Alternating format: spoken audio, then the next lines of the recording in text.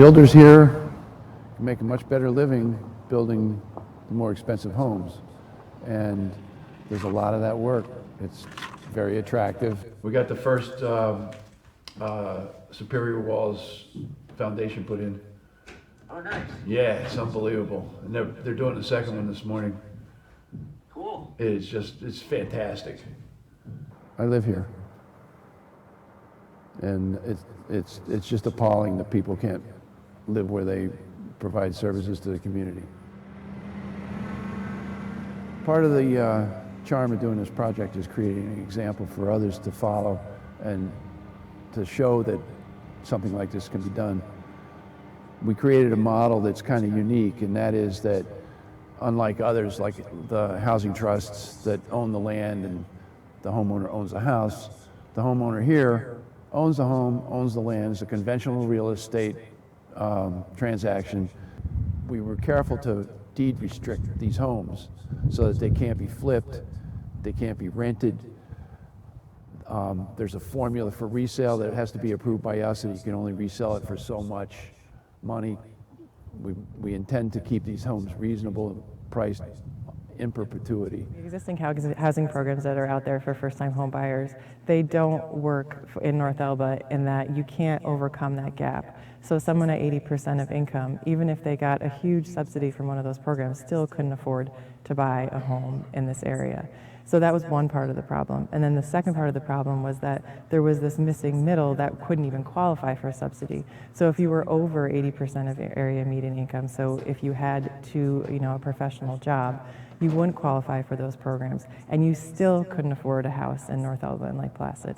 And so that Fawn Valley tries to bridge those two things together. So you're talking about teachers, healthcare workers, nurses, professionals that now need assistance perhaps when they wouldn't in the past. Yes, because the housing prices have far outpaced what people can afford. In order to keep the cost down, we elected to not finish the attic and leave it up to the homeowner to decide whether they wanted to finish it or leave it the way it is. So potentially they could put a bathroom up here because we stubbed up plumbing to the underside of the subfloor. There's enough electricity up here for 2 bedrooms or a master suite, or they could just leave it alone. My name's William White. And I'm Carrie White. We've lived here in the Fawn Valley development since February 10th was our closing.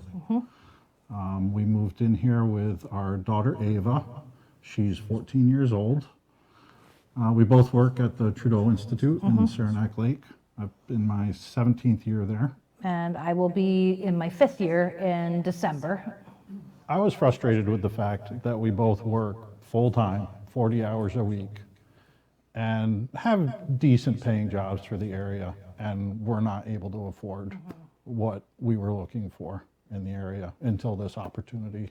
I like that it's very homey. I like It's not a whole lot of space to take care of. Right, and We can clean it in less than a half hour. and it's comfortable and it's suitable for us, for our family, and so. We had just enough room to put our nice dining room table in here. The table is from my parents, and so we can pull it out. We can sit lots of people around it. We were very excited about the appliances. And then, of course, the big And the big double one door fridge, which was- either of us, yeah. I've never had one before. Yep. The ice maker and water service in the fridge, we were blown away by it. It So was great. we literally thought, like, okay, we're good. We've won the lottery. Yes. We're happy. Yep. So we can't wait to come home. People say, oh, do you want to, stop? But no, we don't. We want to go home. And it's just really nice driving down in and seeing, like, that's our house. Like, Yeah, it's a that's great our feeling. house. So when an application comes in, a committee of 3 reviews it, and what we're primarily looking for is this little mini essay that we ask them to write about why they want to live in Fawn Valley. It's a very open-ended question. Why do you want to live here? And that really makes it or breaks it for them. And when people say things like, I want to be part of a community, I grew up here and I work here and I can't find a place to live, I've been struggling to find housing, And this is why I believe in it. I understand what you're doing, especially when people say something like, we understand you're creating a community. We understand there's something special about it. And there is something special about it. Like there's restrictions to it. We are trying to create a community that's a little bit different. This isn't on the free and open market. And so when people document to us that they understand what we're doing, they believe in community, and then there's also a component about volunteerism, and we love to see when people volunteer because everyone on our board is a big volunteer, and that shows commitment to your community too. So those are the two things that we're always looking at. And what's been the reaction of the families that have been notified that they were winners in this selection process? I would say that Steve and I have talked about this. It's one of the best things about this project is to see the gratefulness in the end. You know, the thankfulness, the joy. I mean, they're crying because they're so happy, and it kind of makes me tear up. Like, it's a big deal. It's one small part that we can do to make someone's life better, and in perpetuity. You know, they're gaining equity. They're gaining a home. They're giving a safe place for their children. I bet a few of the homeowners have had the same reaction. Well, yeah, it's a hand up, not a handout, and people are really very happy.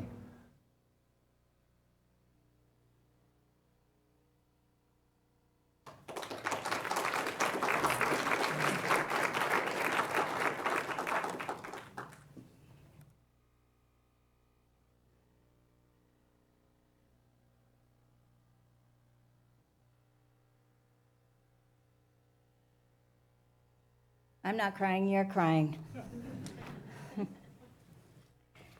The Fawn Valley Project is an inspiration, an example of the kinds of solutions being imagined to deal with the huge housing challenge facing the Adirondacks.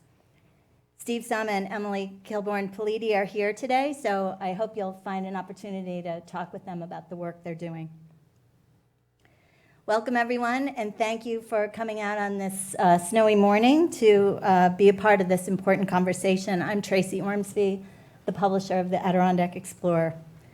Before we dig into this topic, I have a few organizations to thank. Our lead sponsor, Champlain National Bank, the Wild Center for hosting all of us, and our event partners, Wildlight Business Solutions, the Adirondack Council, Living ADK, Adirondack Health, Protect the Adirondacks, and Community Bank. When the Adirondack Explorer decided to embark on this 6-month project to keep the housing issue in front of readers and explore solutions, the Adirondack Foundation helped us get it off the ground with a generous ACTS grant. Lori Bellingham, Vice President for Community Impact, is here with us today representing the foundation, which has done a whole lot of work in this area. So thank you so much, Lori. You want to come up? Thanks, Tracy. Good morning. So with this audience in this incredible place, I don't need to remind you that we live in, oh, louder? No, it's okay. Or is that a ring? At least I didn't get the spooky ringtone, which has been happening, whatever, for the last month. So yeah, I don't need to remind you that we live in a special part of the world, right? So 6 million acres of globally significant protected forests and mountains. But I also don't need to remind you that within this park lies isolated towns transitioning from decades of extractive industries and economies. Tourism jobs are seasonal and unevenly distributed. About 60% of our population doesn't earn enough to receive public subsidy, and yet doesn't make enough to make ends meet. Our neighbors face long distances to their jobs, to services, to nutritious food, to schools, inadequate public transportation, childcare, and our topic today, housing. So I'll say just a little bit of information about the Community Foundation. As a community foundation, our mission is to connect people, ideas, and resources to improve lives and expand opportunity. We provide value-added service to 300 donor funds, manage close to 90 million in assets, and each year we raise new gifts and grant millions to nonprofits. Adirondack Foundation is one of the few organizations looking broadly at the full vitality and resiliency of our region. We led the region's philanthropic response to the COVID-19 pandemic. We expanded the impact of the Birth to Three Alliance, of the Common Ground Alliance, of the Adirondack Nonprofit Network, and developed a theory of change, which is sort of nonprofit speak, for college and career readiness. Launched an assessment of the region's social safety net and deployed $2 million in place-based investments locally. When the Explorer asked us for a grant to fund the series on the housing crisis, we said absolutely. We're so grateful for the work that Tim Rowland and the team at the Explorer has done. They've taken the kind of deep dive that's become harder for many news organizations, whether they be for-profit or nonprofit, to commit their resources to, by investing the time and effort to fully describe the economic impact of our lack of affordable housing, as well as the opportunities and the possible solutions. Tim has helped describe some of what we can do about this wicked problem and some of what we are doing. So thank you all for being here. We all have our sleeves rolled up and are at various stages of learning and implementing ideas across the region. If we continue as we plan to today, we'll help ensure the Adirondack region remains an economically vital and beautiful place to live. Thanks.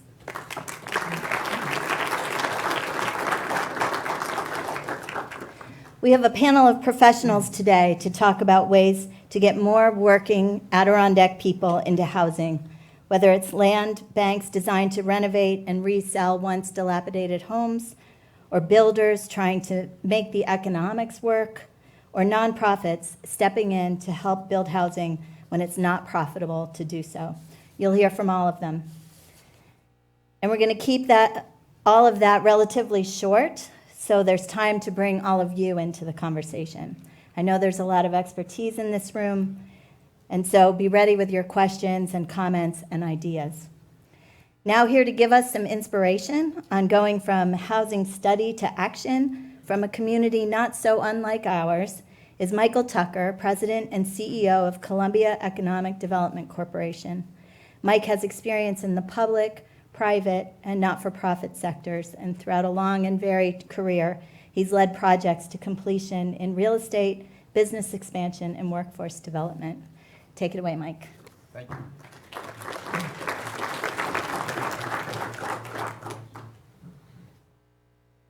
Good morning. Thank you very much for the opportunity to speak with you today. As I was putting some thoughts together for my remarks, I realized that a lot of what I think might be valuable to share were just lessons learned that come with age. I had a almost milestone birthday this week and suddenly became aware that I seem to have a few economic development and real estate development battle scars.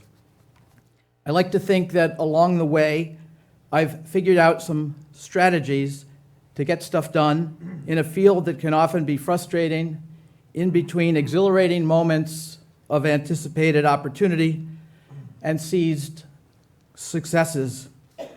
Yet mostly I realize that it's like driving a truck with a clutch. It's about knowing when to push something forward, knowing when to wait something out, and perfecting the art of pushing square pegs into round holes, all while gathering the right people to help you get it done. A lot of successful economic development is about timing.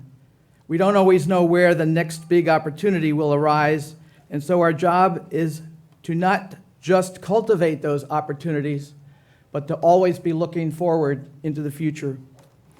Some of you may know that the Albany County Land Bank has been very successful in turning vacant and dilapidated properties into attainable and affordable housing. In Columbia County, I wondered several years ago whether their model could help us in addressing the housing crisis that we're experiencing. I invited their executive director, Adam Zarenko, who is also the board chair of the New York State Land Bank Association, to Hudson to give a presentation. Well, the Board of Supervisors just didn't take it. They didn't bite. It wasn't the right time. After several years of continuing to nurture and water the idea, to circulate discussion and socialize it, we've finally realized some success. Even before COVID, we had some of the many housing issues that you have with respect to skyrocketing prices. And even in that environment, I was not able to convince the Board of Supervisors to move forward. It was not politically feasible at that time to consider giving a new organization the authority to decide how to foreclose on properties that would be repurposed, especially when the county was still able to take the proceeds of the sale net of the back taxes and penalties. So we kept watching as more best practices were tried and proven around the state, and as the housing crisis got much worse, we had some opportunities. Like many of your communities, as COVID spread, Columbia County became a very attractive destination for people in large metro areas looking for a second home. Median sale prices from 2019 went from $240,000 up to over $400,000 now. And that is in a community where the median household income is $70,000. As this crisis reshaped our community, the Board of Supervisors asked Columbia Economic Development to undertake a housing assessment and gap analysis to focus attention on addressing this crisis and finding the right tools to combat the issue. The recommendations of that initiative included creating a housing task force and having our organization hire an affordable housing coordinator for the county to address some of these issues. So we revised the land bank idea, taking it off the shelf, dusting it off, and it seemed like now might be the right time to push it forward. After a lot of discussion, consultation, conversation, fact-finding, sharing information, the Board of Supervisors, both Republican and Democrat, urban representatives from Hudson and rural representatives from throughout the county, voted unanimously in July to form a land bank. And 2 weeks ago, we got the approval from Empire State Development to move forward, all in a period of about 10 weeks. A lot of what we do in economic development is policy-based, as you know. It's normal for discussion and deliberation to take more time than we would like. It's hard for us to be patient, and we keep reminding ourselves that progress is being made, even though it's not readily apparent to us. After 20 years as a real estate developer, and now almost 20 years in economic development, I like to say this process is 2 steps forward, 5 steps backwards, 3 steps forward. Where am I? Some strategies to consider that you are already familiar with to increase our chances of getting our way, oh no, I mean influence public policy, is to build a strong case, identify key stakeholders, raise public awareness, collaborate and compromise, mobilize grassroots support, and engage with the policymakers themselves. We need to remember that changing public policy can be complex and challenging. Persistence, collaboration, and well-organized advocacy are key to increasing our chances for success. Success almost exclusively happens through building partnerships, as you know, especially in economic development.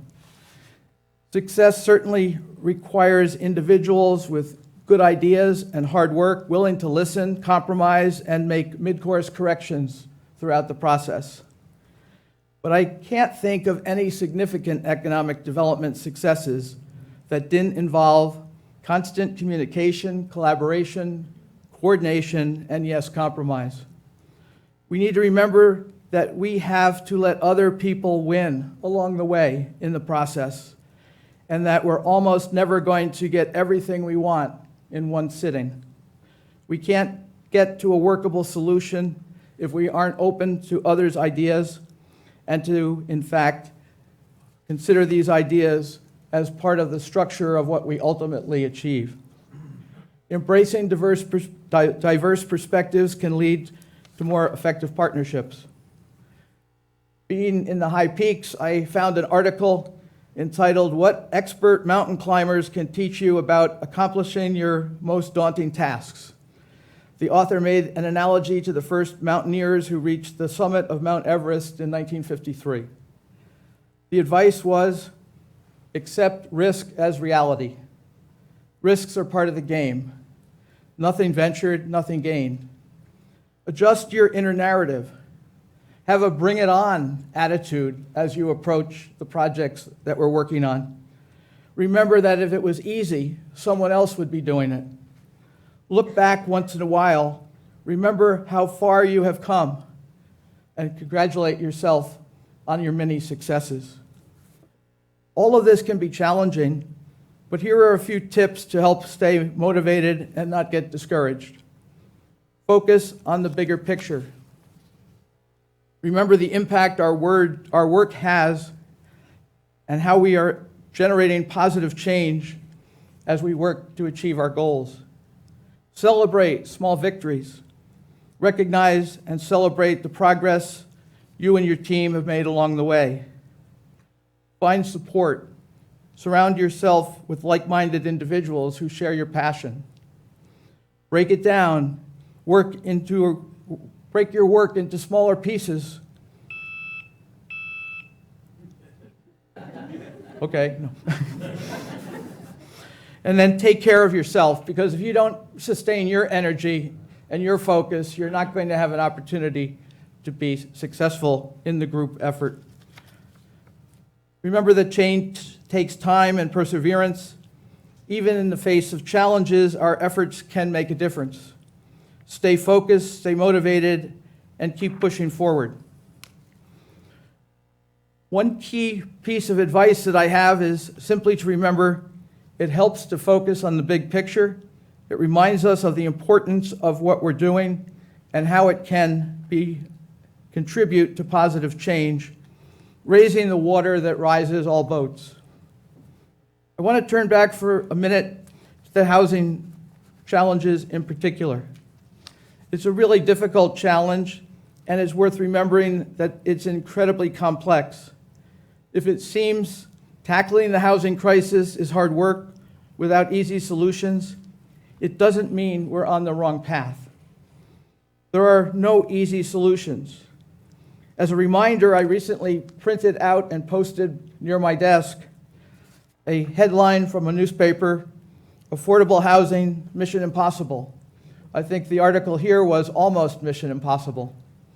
Like many economic development challenges, as local practitioners, we're up against a larger microeconomic problem. These are national phenomena. We have to operate in the context of the fact that there is national shortage of housing supply. We operate in a national context where the financial equation for residential development does not incentivize the construction of lower-priced housing that can meet the needs of workers, young families, seniors, or economically vulnerable populations.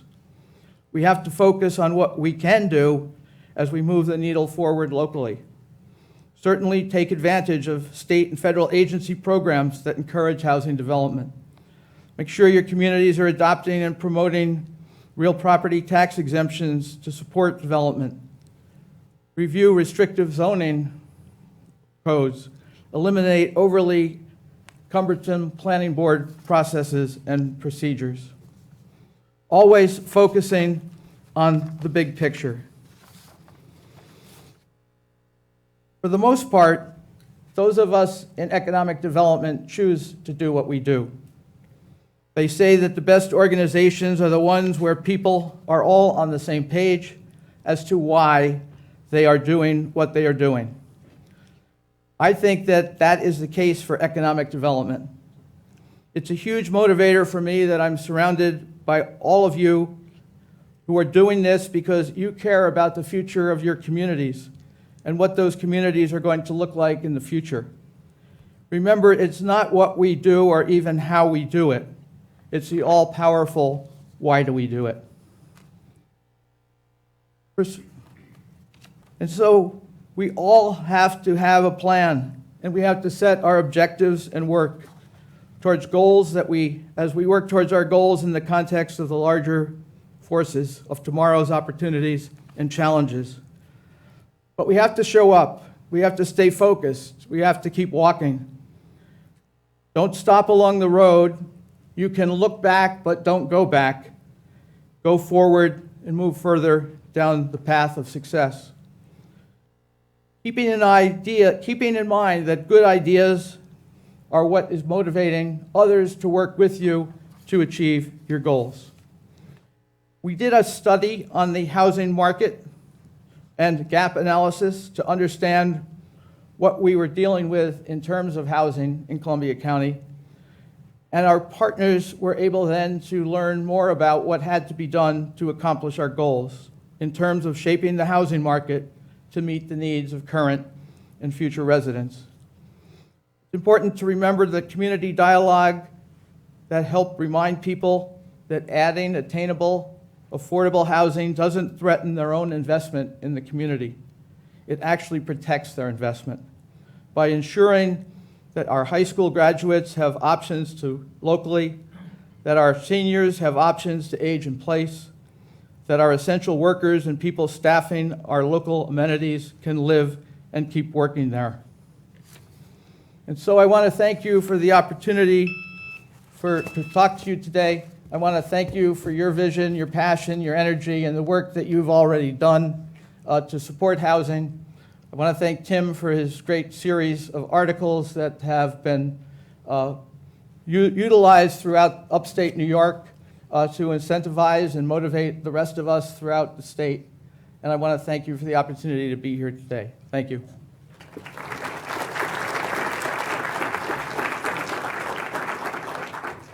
I have to apologize to Mike. That's my phone. I left it up here. It likes to be near me, so.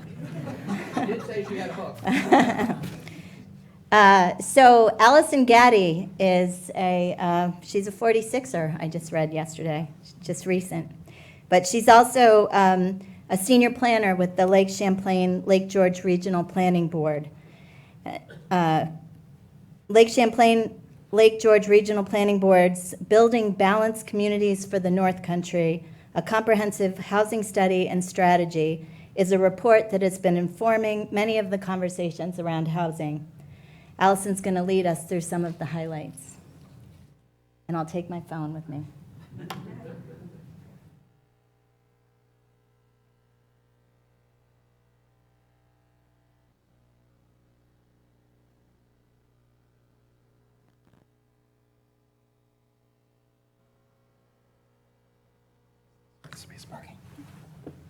All right, good morning, everyone. Thank you, Tracy. As you said, I'm Allison Gaddy, Senior Planner with the Lake Champlain, Lake George Regional Planning Board. And earlier this year, we released a economic analysis of housing needs entitled Building Balanced Communities for the North Country. This report focuses on Clinton, Essex, Hamilton, and Franklin counties. So when you see specific numbers, keep in mind that it is based on demographics from those 4 counties. Although that doesn't mean that these numbers are not representative of your individual community. We intended for this to kind of paint a picture with the data of what was happening regionally with housing. So we also want to use this report to highlight that housing is not only a critical human need, but it also is a building block of a vibrant and sustainable regional economy, something that we call our economic imperatives. Housing access and stability. So we ID'd first the current conditions in this building block, but really framed our approach. And in the region, we have an increased demand for first and second homes. We have minimal housing diversity. Approximately 75% of the region is single-family homes. We have an aging population choosing to stay in their homes longer. We have rising home prices, and housing that is available is hard to find. And this, although this is true for home buyers, is acutely obvious with renters, especially renters who are not established in communities. They often are not able to find this word-of-mouth rental housing that is available. So all of this kind of leads to exciting opportunities that are represented by everyone in this room to explore creative housing models and think and act regionally and collaboratively. There are kind of 6 big picture issues that characterize housing issues in the region.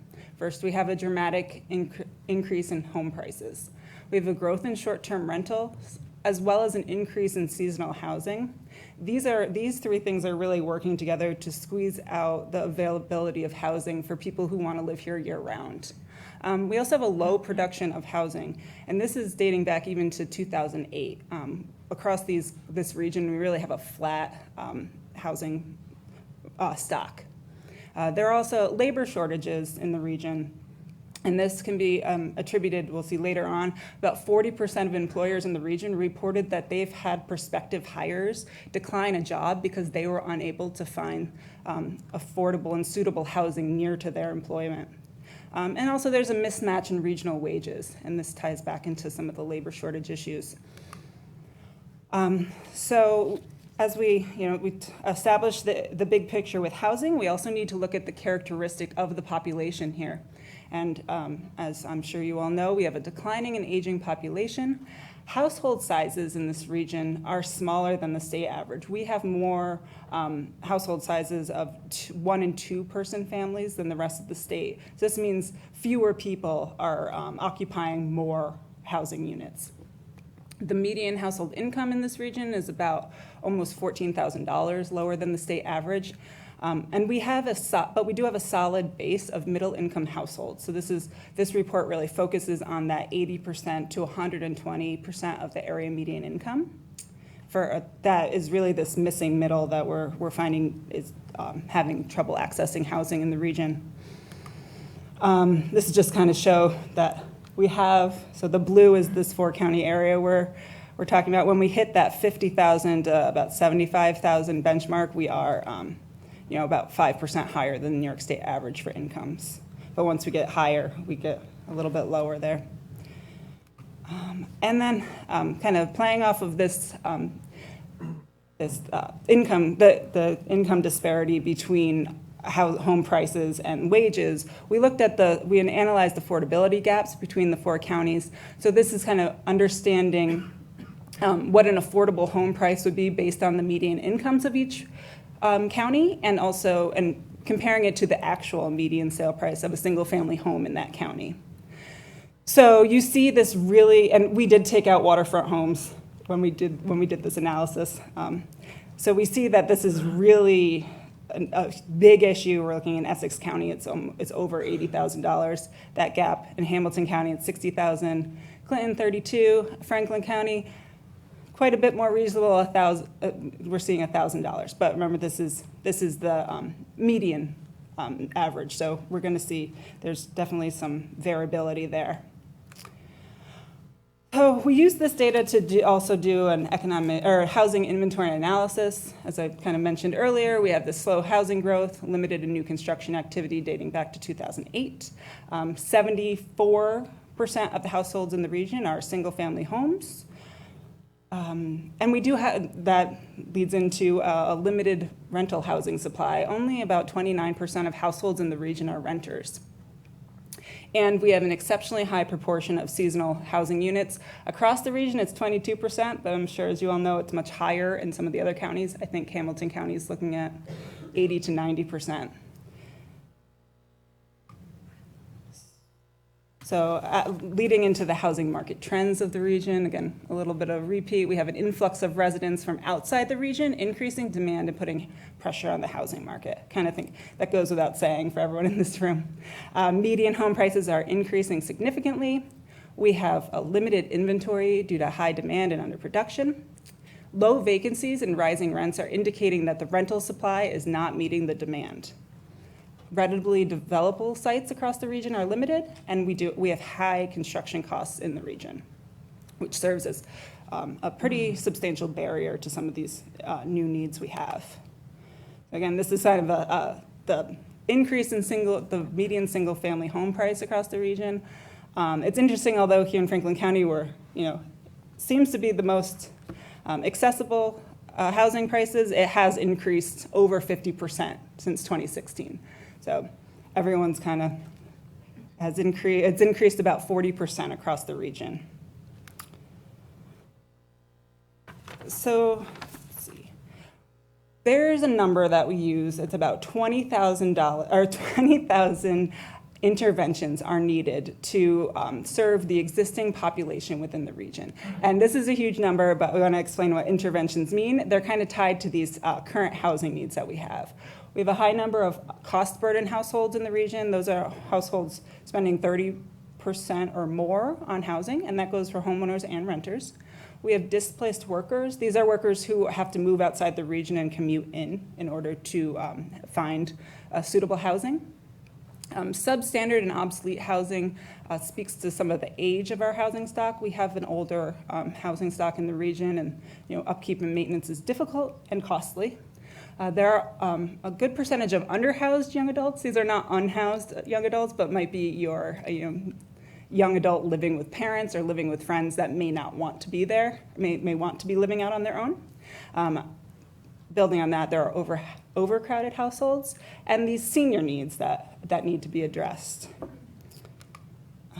And then, as I mentioned before, we're looking at, there's also some serious economic implications across the region of this housing issue. About 40% of employers said they have had a prospective employee decline a job due to housing challenges. We also surveyed residents during this process, and tying back to that low number of rentals available in the region, the number one most critical issue identified by residents was the lack of available quality rentals in the region, followed by prices not affordable to live and work here. So as I mentioned, that's about 20,000 current housing interventions that are needed to serve our existing population. But on top of that, we found that over the next 10 years, throughout the region, approximately 7,500 new units will be needed to serve our future workforce needs. I will highlight that some of the communities involved in this survey are outside the Adirondack Park, but this is also, and also note that this 7,500 units will be on top of those homes that are built for seasonal residents and retired residents that are not in the workforce. So out of this process, we established 10 initiatives that we hope we can work with you all collaboratively and creatively on implementing.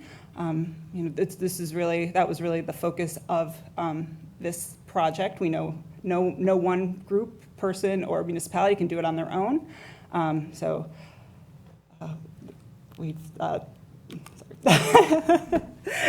again, that plan is Building Balanced Communities for the North Country, and it is available on our website here. Thank you. I hope that kind of highlights what we'll be talking about today.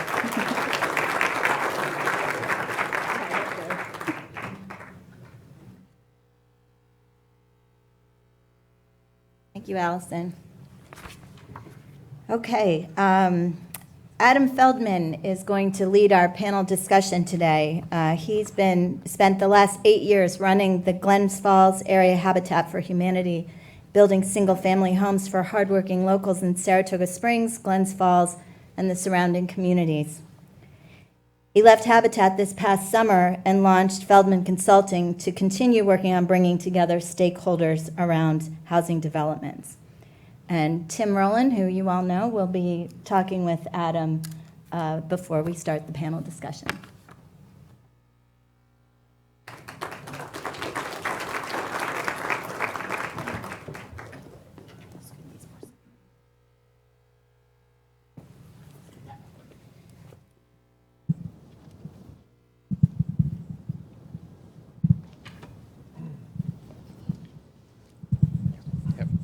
We get center stage. Wow. That's good. That's good. Well, thank you, Tracy, for setting this all in motion, and thank all of you for coming, especially on a day when I'm sure most people would rather be out waxing up their skis. I know your ways. And I'm very happy to introduce Adam. And when I was writing this series, Adam came along for me at a fortuitous time. Because I was falling in, as Michael alluded to, I was falling into this pattern of how are things going to be solved? Because for every potential solution out there, I was seeing 8 or 10 reasons why it would not work, and was falling into that can't win, don't try mindset. And when I talked to Adam, he kind of took me out to like the planet Mars and gave me a big overview of what things were like in a historical perspective. And you can think of it, things that were done in 1900 for the GI Bill, for all these things were having effects today that I'm sure the policymakers back then did not think of. And that gives a little inspiration and hope, I think. When we put $50 into a retirement account, it doesn't do us any good today necessarily, it helps, but it can be rather insignificant, except when you look at the potential for what it's going to be doing down the road 50 years from now. And then when you start to look at the cumulative effect, the things that you are doing today really begin to add up.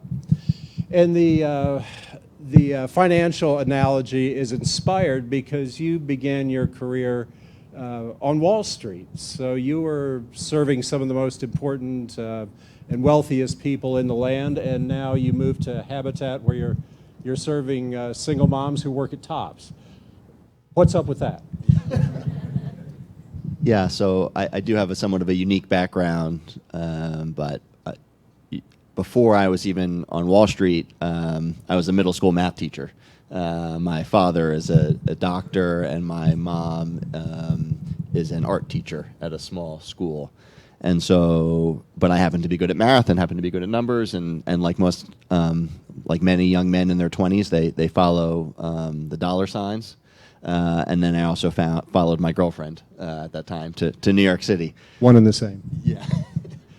and I worked doing investment banking work, so helping large companies buy and sell assets, and then transitioned into fixed income derivatives, where I was doing like collateralized mortgage obligations and interest rate derivatives and all things behind the scenes housing that sort of drive interest rates. And although I was good at the work, it did not inspire me at all. It was not motivational. I mean, the paycheck is always motivational, but the work itself, it was not. I was always driven to sort of support communities. It's sort of how I was raised. It's sort of how I see the world. And again, my now wife, who I met in New York City, I followed her up here. She grew up in Galway, New York, as her father came here as a farmer and then transitioned as an electric union guy. And when I moved up here, I said, you know, I don't want to work in finance. How can I use that same skill set to help people and build communities? And that's how I found an opportunity at Habitat for Humanity, where we were that entity was desperately trying to build one home a year, because as you've heard, it's nearly impossible to build attainable and affordable homes. They were building homes that were valued for around $300,000 and selling them to families who can only afford $100,000. And so, simple math, they were short $200,000 per home. Not a sustainable or scalable business model. And so I sort of used my business brain to say, hey, how can we scale this? And that was sort of my personal challenge to step into that role, and how do I solve that problem? And that's sort of what drove me and got me excited and got me out of bed every morning. And then what were some of the solutions that you found in order to scale up, I guess, Habitat housing? Yeah, so, and a lot of folks up here on the stage have already alluded to it. It cannot be done by a single person. It is just not possible. So the Habitat strategy was multifaceted. One, the core part of our mission was we were a volunteer-driven organization, and so that really helped. But again, volunteers, it's not scalable, and if you're building $300,000 homes and selling them for $100,000, you lose $200,000 every time you sell a house. Not sustainable. So I put my banking hat on and said, hey, we need to find a banking solution to this, and how do we integrate banking and economics into driving this? And instead of focusing on finding more volunteers, most of my focus was on finding financial partners. How do I leverage the markets? How do I leverage banking? How do I leverage grants? How do I leverage state subsidies? How do I put all of these pieces together? How do I get pilots from this? Like, let's pull in all of these pieces, and all of those pieces were economic pieces and banking pieces and financial pieces. Because if you can't solve that, none of this works. And so we went from desperately trying to build one house a year to easily building 2 houses a year, to eventually buying and rehabbing a 10-unit affordable rental place in the city of Glens Falls. And then the last project that I did before I left was we purchased land in Queensbury with the goal of, and it's in process, the team that I transitioned it to, they're in the process of building a 30-unit of mixed income condo strategy in Queensbury. And again, it's a financial solution more than anything else. If you could change 1 or 2 things at the state level, what would they be? Or 20? Yeah, so that's an impossible, like, yeah. What gets in the way most? Yeah, how I tend to work and how I like to think about problems is, and I think you said this in the beginning, it was that you came to me and you were a little like, oh my God, this problem is impossible to fix. And even that question isn't completely accurate question and rings true for all of us in this room. I think a better question is, what solution is the state providing to help us get stuff done? And so when I started at Habitat 8 years ago, I couldn't get an appointment in anyone's. I would knock on every politician's door. Please let me in. I want to talk to you about housing. And they're like, who are you? Like, why are you in the world of politics? This is, go solve this. And now we have 150 people here who really care, and many of the people are political leaders, and politicians are talking about it all the time. And so at Habitat, we understood the partnership, the political partnership is required to get this done. And with my colleagues around New York State, Habitat Partners, we actually built a Habitat home in the Capitol. So literally right out the governor's window. You could look out her window and you could see a house that we were building. And we did it with partners from Habitat around the state, and we did it from volunteers around the state, including Al from Columbia County. And that motivated and inspired the state to say, hey, we need to do more. And the agency there is the Housing Community Renewal Agency. They were there. They had an opportunity. They weren't even on the agenda, but they showed up, and I could tell that they were excited. And so we basically said, you're going on the stage, and you're talking about how awesome this is. And that opened doors to future meetings, and they said, hey, Adam and Habitat team and other small developers and other municipalities, let's develop programs that actually work. So rather than having our reputation of, hey, how are we in the way, let's have a reputation of how are we a solution. And again, because my background's banking, I actually recommended a banking solution. How can you partner with banks? How can you, we saw this, the data here about the gap funding, and so there's always a gap, right? And so I said to the state, like, I don't want any regulation, I want you to fill the gap. I want the private market and the nonprofit sector to solve this problem. I don't want you to solve this problem. I want you to be the gap. And so their most recent iteration of funding is all designed around gap funding. And so you, the developer, you, the municipality, you come to the state and say, hey, I want to be able to have attainable housing for my workforce, for my seniors, for people who are downsizing, and the gap is $100,000 per unit. I need you to give me that $100,000 per unit to make this economically viable, and that is what they have done. And so right now there's actually solutions out there. They're all brand new. They appear complicated. But if you are a banker or having a banking partner, they're actually just a banking solution, and they're just going to be a stack in your capital fundraising, and it's all a great path forward. I mean, it's still the state; it will still be challenging. There will still be bumps in the road. It's a new program, but I am excited about those opportunities that they're presenting, and I think there's people in this room that are going to be able to access them and bring them to these communities. And then last question, tell us about what you're doing now in your consulting company.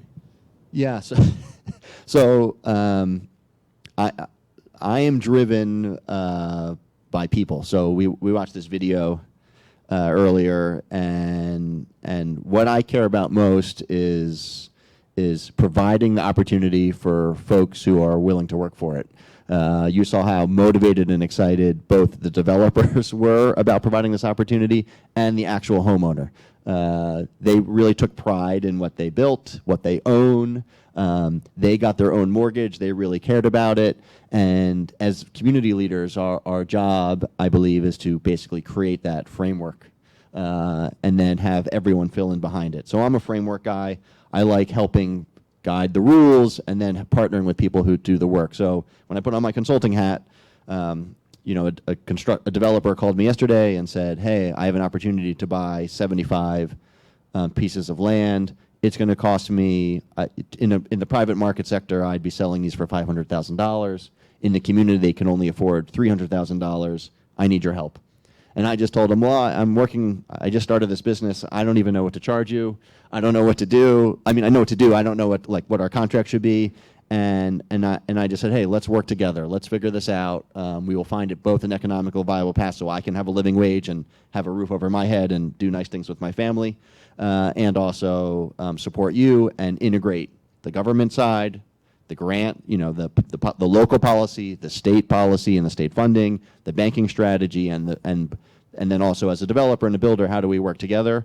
And so, people say like, well, what is your business? And I'm like, I like to just work with people who want to build communities and are willing to pay me a fair wage with integrated into the economics to make it a win-win for everybody. So that's my goal.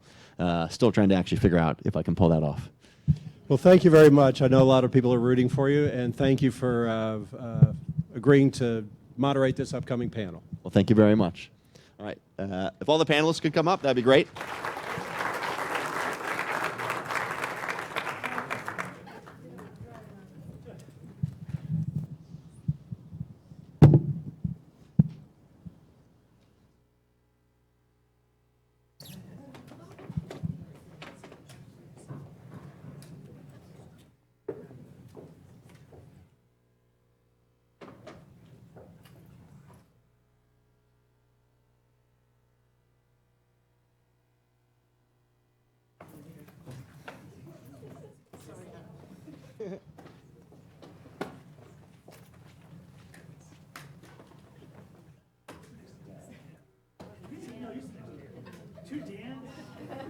Two Nicoles, two Dans. Do you guys have the second mic as well? Did that make its way up here? Ah, there we go. Perfect. Whoever give it to is going first, so. Be gentle. You guys have been doing a lot of listening, so I want to get you guys involved right out of the gates before we even get these guys involved. We're going to break this session. We have about an hour or so to talk. Thank you very much for the host. We really, as we were pondering what we wanted to do today, we wanted to be as engaging as possible. And it's hard to sometimes engage 150 people. We weren't sure about doing breakouts, but we're going to try our best to engage the audience as much as possible. We really, really want you guys to ask the questions. We really, really want you guys to be involved. And so at the end of the day, we want you to leave either learning something new, excited about something new, or meeting someone new that you're going to take next step with. So we're going to break it into three kind of sections. The first section is I'm going to call the motivation section. The second section I'm going to call the skills section, and the third section I'm going to call the money section. So those are going to be the sort of the three pieces. And so I'm going to ask the audience to think about this first question. On a scale of 1 to 10, how motivated are you to solve a housing problem or build housing units? One can be, I don't think I need more homes. Like, why? I'm here to actually stop all of you from doing this work.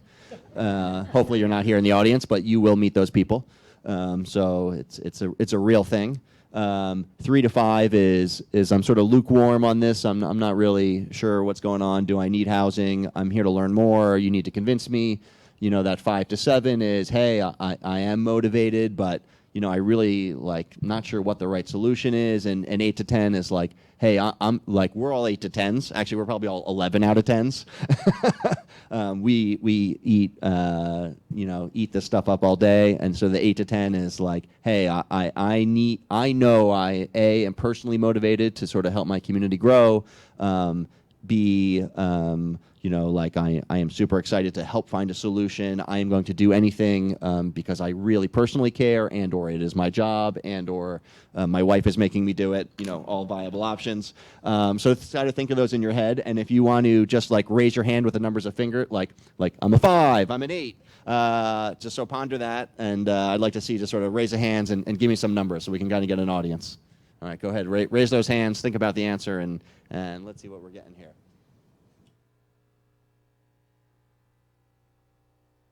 Yeah. All right, great. So it looks like we got very motivated people. You know, I don't think I think everyone at least had the 5 fingers up on one hand. No one was below that, and I saw lots of 10s, and I even saw some audience offering their toes as to get above 10. So that's great. So the audience in general is very motivated, and that is literally step one. And so I also want to ask you guys this sort of the same question. You know, what motivates you? What excites you? Feel free to integrate it in as a personal story or integrate it in sort of your skill set as a job. But really, let's get to the, like, why are we doing this? Why do you care? Go ahead, Dan. Oh, how much time do you have? I guess just from a personal perspective, you know, I'm a 35-year-old person who moved here 2 years ago because I have wanted to be in the Adirondack Park for a long time. And what motivates me is the declining school-age population. As a person who wants to live here and wants to raise children here, it really scares me that the school district's populations are dwindling to such points where in the next few years, you know, I need to know if there's going to be class sizes larger than 4, 5, 6, 7 kids, because it's really hard to set roots in an area. And Sorry. Step one. Yeah, name, title, sorry, and then what motivates you. My bad. I didn't add that part of the question. That's my fault. Daniel Kieferbach, work for Living 80K, a couple of board members floating around up here. I'm a community development specialist, mostly looking at programmatic, not-for-profit interventions for housing, along with other things in the community. So if you have any interests or questions about programmatic interventions, what I mean by that is doesn't necessarily require a local government that's really on board with what it is that you're doing, doesn't require a developer or intense relationships with people that are already like building housing. You know, if you are just the average citizen or you're the local not-for-profit, where can you start, you know, with very little? And that's what Living 80K sort of has taken that on. And you heard my motivation for housing. So I don't want to have to move, but I see the population decline, and you know, there's a very real possibility the next few years I'll have to leave because you want to give your children the opportunity to grow and thrive and have a soccer team and have a Spanish class and be able to take a tech course and have an AP class, and that's not the way that this is trending. So that's me. All right, let's just pass the mic down. Dan, you're up. Yeah, sure. Dan Kelleher. I'm the economic advisor at the New York State Adirondack Park Agency. Trying to be very short in this answer. I mean, it's awesome to travel around the park and hear new ideas and meet new people. And if we don't have housing, we don't have people, and we don't have ideas and interesting places to visit. Nicole Justice Green. I'm the executive director of Pride of Ticonderoga and the Essex County Land Bank. This is a super personal issue for me. I'm a mother of 5, and I moved to New York State in March of 2020. My husband is the director at Fort Ticonderoga. We moved from Virginia, so just like 3 weeks before COVID, and everything shut down, so it was a great time to move. But to that end, we owned a home in Virginia, and it was not economically feasible for us to move to New York State if the Fort Ticonderoga Association did not offer my husband housing. We both have master's degrees, very highly qualified professional careers, and we cannot afford a home in Ticonderoga. So the irony is not lost on me, and if we are struggling so very much to afford a home in our community, you know, our teachers, our nurses, you know, our frontline, anybody in the service industry is struggling just as much as us. And so not only has Pride committed to that kind of housing work for a number of years, but this past year with the formation and approval of the Essex County Land Bank, has been my driving force for the past 9 months, because I live and breathe this in my community and I see people struggling, and we have lived this struggle. And the land bank is a tangible tool to actually create affordable housing, which is something that the other half of what I do, Pride, where we preserve housing and we help people with housing emergencies, we were never creating housing, we were just preserving it. And so now we have the ability to do so. Hi, I'm Megan Murphy. I'm the Executive Director of Adirondack Roots, also formerly known as Housing Assistance Program of Essex County. We rebranded last week, so I'm still getting used to saying the name. I'm also the executive director of Adirondack Community Housing Trust. And like Nicole, I'd say the same. You know, it is really personal. We see family, friends, neighbors every day that are working hard and need to find good quality housing. And so how do we work to address those needs and support our, not just our community members, but our communities? Because I think, as we've been talking about, and Tim has really highlighted in his series, this is an economic development issue, this is a family issue, this is an issue that I think touches everyone's lives now, everybody that I know. And so, and every day, for me, I'm personally motivated because I talk to people every day that are struggling, have challenges, but have also had some great successes. And that also motivates us, because Nicole and I get to see every day when people succeed. And that's a really great part of it. And so that, for me, is really what motivates me. Hello, I'm Nicole Martinez, Principal of Wildlight Business Solutions. I provide financial and operational management services to the construction industry here in the Adirondacks and also architectural firms. So for me, my motivation is also deeply personal. I'm a people person like you, Adam, and I get very inspired by people. The clients that I work with, their employee bases, I see the same struggles that everybody has talked about. Employees doubling up, with parents or grandparents, houses full of children that really don't have appropriate space, dilapidated housing. We really, I guess I come here with a message from the private industry. We really want to build affordable housing. We really do. So we would like to find solutions. We are invested. We are interested. This affects us. It affects our employees. It affects our management teams. We want to have a seat at the table so we can find solutions going forward. Yeah, I'm Lori Bellingham, and I'm Vice President for Community Impact for Adirondack Foundation. My job is quite literally to meet our mission to expand opportunities by connecting people on this panel, ideas and resources to expand opportunities in the region. I lead our impact investing and work in basic needs and economic vitality. It's personal for me, like it is for everybody else in this room. I actually graduated high school, which I shouldn't say, in the early 80s. I won't tell you the exact year. This was an issue then. So like how aware some high school students are very aware of political and local issues. I wasn't, and I was aware it was a housing issue. There was a housing issue when I was in high school in the early 80s. So I've been gone for a number of years. During that time, I had some professional experience that kind of gave me the tools to help address this. I worked in Colorado and helped to launch a real estate foundation and a pre-development fund, and learned at that time how serious the issue is across the country. So I don't know that we should take solace that we're not alone, but we know that we're not alone. And so, yeah, for me, I came back. I've been working with foundations for my career, nonprofits for my career, and hopefully bring some tools back to help address this issue that's personal to all of us. So. All right, and I'm Allison Gaddy again. As a professional planner, I'm very interested in community building and creating these thriving communities. The Adirondacks is, as you all know, a very remarkable place, not just for natural resources, but we have these traditional main streets in our hamlets that are existing, and we can't. But they aren't going to be able to be thriving without a thriving year-round population that's living in suitable housing, that's supporting our schools and supporting our local businesses. So, housing's very close to everything that we do in our this planning ecosystem to create thriving communities. Thanks, everyone. So I want to open up the audience, and I heard a speaker once that say, like, you can never preach to the choir enough, especially when you're facing a big problem. And so these sort of why type of conversations, when we're tackling these huge problems that are really, really difficult, really keep us motivated and keep people excited. And when we take those 5 steps backwards, you always just go back to the why, and that sort of keeps us going.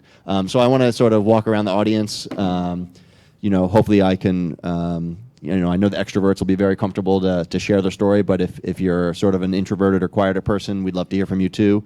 Don't be shy. This is a very comfortable space. We're all sort of on the same page. So if you got a good why story, sort of, what inspires you, what motivated you literally to come today, we'd love to hear directly from the audience.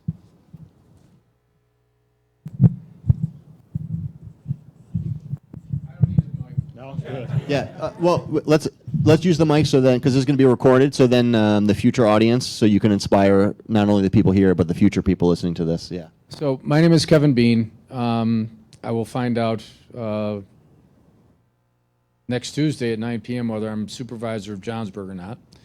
And the reason I decided to jump in was because I'm looking at a town of 2,200 where we have lost 10% of our population. There is next to no housing whatsoever. There was a kind of a meet and greet Q&A for the town, and beforehand I actually looked at the Zillow, what was available, and at that point there were 14 houses available in Johnsburg and 4 that were less than $250,000. And we're looking at EMS workers who don't have housing. We're looking at teachers who can't afford housing. We're looking at nurses that can't afford housing. And so it's a frustration. And for us, because I've talked to plenty of contractors, it's like, which came first, the chicken or the egg? Because we need employees. But to have employees, you need housing. And if you don't have housing, you're not going to get employees. On top of that, we're seeing a decrease, and one of the things I'm focused on is broadening our economic base in Johnsburg. But to do that, you need employees. So again, it's kind of the cyclical thing that just makes me crazy. I had a conversation not too long ago, and I'm looking for insight from you folks. And I'm not going to give a name because, to protect the innocent. But this individual was talking about the fact that they had folded their planning and zoning into their town board because they found planning and zoning to be somewhat of a hurdle to some of the solutions that they were trying to get to. So I'm not sure who up there might be able to answer this question, but it's certainly one of the things that if I get elected, it's certainly one of the things I'm going to look at and consider, regardless of whether you like what I got to say or not. All right. Great. And who else would like to sort of share their motivation, their why, their what's going on here?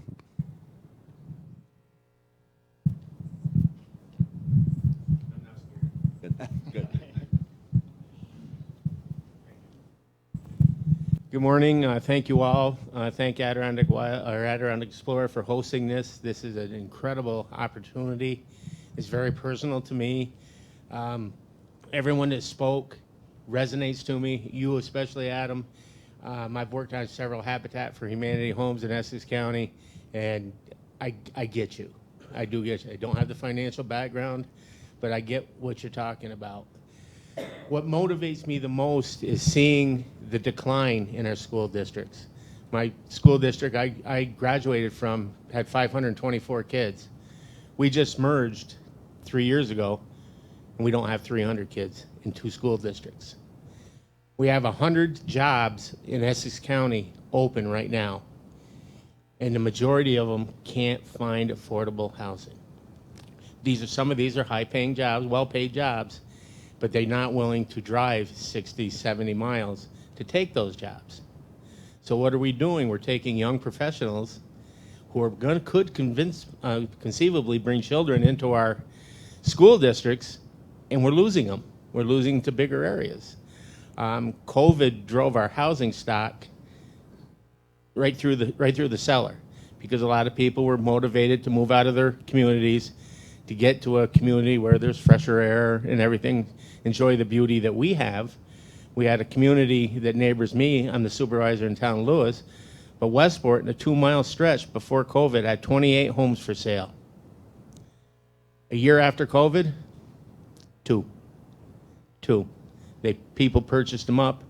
Unfortunately, after COVID, they took those homes and made them short-term rentals. which drives our housing stocks down. I could elaborate. I could sit here and talk to you for hours on this. And I've met with, Dan's been to a couple of meetings that we've had with our land bank. It took us a long time to form our land bank. Tyler Hennepin kind of threw a monkey wrench in that to a point. We are trying to work around these things in a productive way, which not to violate that order, but we're hoping our local leaders at the state level can give us an explanation about what we can and can't charge back to that profit on some of these houses that you foreclose on. So if we've got a home that conceivably owes $40,000 in back taxes, we sell it for $70,000. Technically, that's $30,000 we were going to put into the land bank to help us, repair some housing, possibly purchase land and build a home, whatever. When we asked our governmental officials, can we charge back the process it took us to declare that home eligible to be sold? We get no response, but I'm very hard-headed. I argued about low-income housing since I became supervisor 8 years ago. Finally, after 3 years, they just said, okay, here's your football. You take it, go home. Well, I took it, and that's why it's very personal. And I really think everyone here has something to add, and I want to thank you for it. Thank you. We'll take one more, and then we'll move to the next sort of phase. Hi, I'm Teresa Cheatham Palin, and I'm on the town board in Keene, a small little town. And when I first got elected, one of the issues that came to mind for me as I was running was housing. And so when I started talking about housing at the board level, a fellow board member said to me, housing has always been a problem in Keene. It will always be a problem. And if people want affordable housing, they have to go to another town. And my jaw dropped. I thought, you're elected to serve this community, and your answer is go away? How can that even be? So that was so shocking to me. And so it's personal. Like, I'm not going to let go. This is my community, and I want our school to be vibrant. I saw what happened with my kids. By the time they get to be seniors, and they've seen the same 3 kids for 20 years, that we need more families, and we need teachers. And every week, there's something on Nextdoor Keene's. A new teacher can't find a house or even a rental. So it's really personal. And I come to these meetings because it's also daunting and discouraging and hard. And I come to these meetings because I leave going, right, keep going, don't give up. So thank you for being here and continuing to inspire us and come up with other ideas, because it is hard. There's no question about it. That's it. I know I said that would be the last one, but I like to break my own rules, so we got one more here coming up. Thank you, I appreciate it. Hi everyone, my name is Jackie. I am with the Adirondack Council, but like everyone else here, I have a personal connection. I am in my early 30s. I can only afford to rent right now, and I have a twin sister who just finished grad school and was coming back to New York State, got a job in Elizabethtown, and couldn't find anywhere to rent, so she moved in with me temporarily. And so feeling this on a very deep level as well, and you look in Keene and what you find is a room for rent for $1,000. Like, who the hell can do that? That's just not reasonable to me. But the other part I want to add is the fact that I see a lot of familiar faces in this room, including folks from the environmental community. And I really appreciated, Lori, your comments before about acknowledging the global significance of this region and the fact that people from all types of communities within the Adirondacks want to find a solution that transcends the boundaries that we have now, because we need to have affordable housing for people living here. But it's also thinking through the timing that we have now and planning for not only this moment, but the future, and thinking about climate migration and who's going to be moving here and how we can plan now for where that affordable housing can be located to equitably meet the needs of the different communities that will be here and in the future. Thank you. Thank you guys for sharing. And again, whenever you get discouraged, to sort of reflect on what what you heard or maybe what you thought of but didn't have the opportunity to share. This is a big problem, and sometimes remaining motivated is challenging. So just always feel comfortable going back to the why, and I promise you it'll keep you moving. All right, so now let's talk about the how. I think actually that's why many of the folks are up here on the stage. Many of the folks are you're here today because you're like, all right, I raised my hand. I'm a 10 out of 10. I'm ready to solve this, but I don't have the tools to do it, or I have one of the 10 tools required, or hey, who else do I need to talk to? So I want to give everybody up on the stage to expand on what they do professionally, with a focus on these are the tools that I personally, or through my work or through my core network, can provide. And then if you are willing and able to add a little bit more of a challenge to the question is, this tool is, I would go through the tool, and then if you can say, this tool is even more powerful because it scales in this way. This tool isn't just a tool to help one family, but I really want to use this tool because it's going to help. I saw 7,500 up here earlier on the data saying 7,500.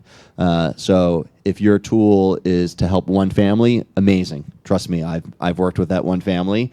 It's what brings tears it keeps you going. It's super exciting. But I think in this room, we also want to push to get to that 7,500 number. So talk about the tool, one or two or three, and then if possible, try to expand on why the tool is scalable, and that can be, it is easy to use. It is impossible to use, but I will do all of the work for you. You just call me. Or the tool is great, but I need other partners to fund the tool, and those other partners might be in here. So those are sort of other ways to sort of try to scale up your answer, scale up your tool. So, and I didn't prep these guys, so they're asking them to think a little bit on the fly. But I know they know their tools really well. But that sort of the scaling is a bit of a harder challenge, and I think these guys are going to step up, and we're going to get really great answers. So, actually, I forgot one other thing. We got to get audience participation. Same, on a scale of 1 to 10, in your head, what tools do you have or skills do you have? So I want to sort of see the audience raise their hand. So I'm here and I don't know any tools, but I want, or I am the tool and please call me. That's like a 1, no tools. 10 is which should be no one because no one has all the tools. But 7 to 8 is I do have some tools and I need other partners to do it. 2 to 5 is sort of, hey, I know I am one of the glue people that can help bring those tools together, or I can sort of, I have the tool, I can bring the tool together, or I can fund the tool. That sort of, so, think about those for 10 to 15 seconds, and then I'd like to everyone to raise their hand, and same, raise your hand, give me a number, and I just kind of want to see who has tools, who needs tools, where are the tools.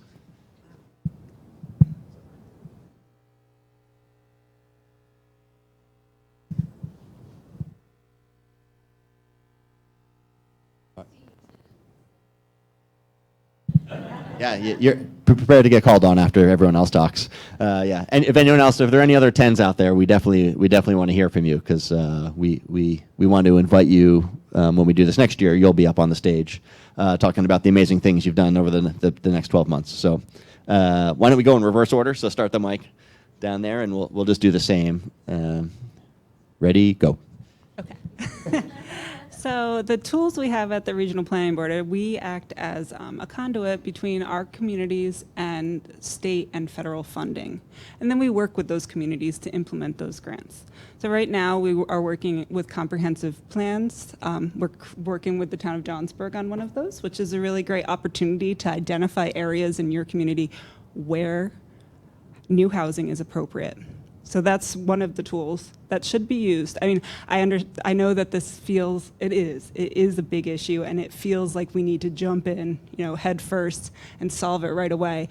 But if it can result in some haphazard results that might not be in line with what your community's vision is for 10 to 15 years down the road. So kind of maybe stepping back for a second and doing a strategy or a plan for your community about how you're going to address housing in the long run would be something that I would recommend, and something that I have a tool to help you with. Yeah, and I'm going to chime in on some of these. you're going to hear lots of things, and I've worked with some of the folks up here. We're all and people. We're not or people. And so we want you to develop a strategy and also use these tools. Don't be afraid. It's always an and. It's unlikely. Once you do the strategy, you might going to say, all right, we're going to either do this or this. But most of us are we need to be in the and phase. So really open up your mind and say, all right, that's maybe step one, but in parallel, I'm also going to grab another partner here, and we're going to really try to find and solutions. So the goal is not at the end of the day to pick your favorite person up here and be like, oh, I want to work with that. You're likely going to be working with lots of people, and it's going to be lots of ands. So, all right, Lori. And can we just accept the fact that you called us all tools this morning? I mean, I'm just saying, in a good way, in a good way. Yeah. So the foundation. So the word foundation connotes philanthropy, and so I'll talk about funding tools first. I'll say my first day on the job, our trustees voted to commit 2% of our investable assets to local place-based investments. So if you think about, I think I mentioned our assets earlier are around 90 million. And if you think about those as like a retirement fund, we invest those right for our community into the future so that ourselves and our fund holders can make grants into the future. Like a retirement fund, we invest those in different areas, stocks, bonds, and now local projects. So we've made what we call local place-based impact investments in both housing and small business capitalization. Fawn Valley is one of those projects. And actually, I realized for the to kind of tie us all together, there's somebody that we now all know from that project that is a motivator. And the White's daughter went to the Lake Placid school system, and Steve and Emily will correct me if I'm wrong, but she went to school. They have two daughters, but one went to school in Lake Placid, became a nurse, and had to move out of the area because she couldn't find housing. So just as a person that we all can take away as motivation. So anyway, the foundation has made local place-based investments in housing. If the market goes up, we'll be able to make more, and that'll be a tool in the future. We also make grants. So economic vitality, I said, is a focus area of ours. Housing is a really important piece of that. And we make grants in kind of the hard to reach places, and other folks who have charitable dollars could join us and do the same. Pre-development is a difficult place. We've made grants in pre-development. We also look obviously at the region, and so have seeded tools that can help the entire region. So in the conversations and development of land banks, in the conversation of development of deed restrictions, in conversations around how to understand all of the state funding, we've partnered in the state, not yet in housing, but in small business capitalization, which is another one of those local investments that we've made. So some of obviously the tools that we have are in grant making, and it's our job not only to help make those grants, but to help other people who want to be involved philanthropically in a piece of the capital stack. So kind of those risky areas are a great place for what I would say is risk capital or just grants, donations of land, that kind of thing. So we can talk a lot, happy to talk a lot about how to make investments in the right place in the capital stack. The other thing that we do is hopefully convene and continue to look at this as a regional problem and look for regional solutions and help bring people together. So we've heard a number of things. I won't talk about the themes that we've learned over the last couple of years investing in this, and we went to the state, advocated. We are an advocate during the budget hearings for housing. So I look for themes. I work with people like Adam, work with everybody up here to figure out what are the key themes that we do need to bring to the state level. And like Adam already said, they are hearing, they're understanding the need for flexibility, and are helping us try to develop some good tools that are, I don't want to say less complicated, but we certainly hope so. So if you're looking or thinking about ideas at a regional level and you think it might work, call me. I'm happy to talk anytime. The last thing I'll say is I saw Leslie Carrison here there she is, from Northern Forest Center, we work together. They work on housing and keeping residents in the community, and we work together on a resource guide that's called A Place to Start, which is a whole lot of links and a whole lot of phone numbers and emails of folks that you can turn to. So resources and ideas, collaboration, and finance. Okay, I'll stop.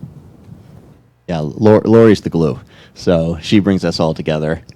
She's also very modest. So she's like, "What am I doing on this panel?" I'm like, "You created this panel a year ago. You know, this is."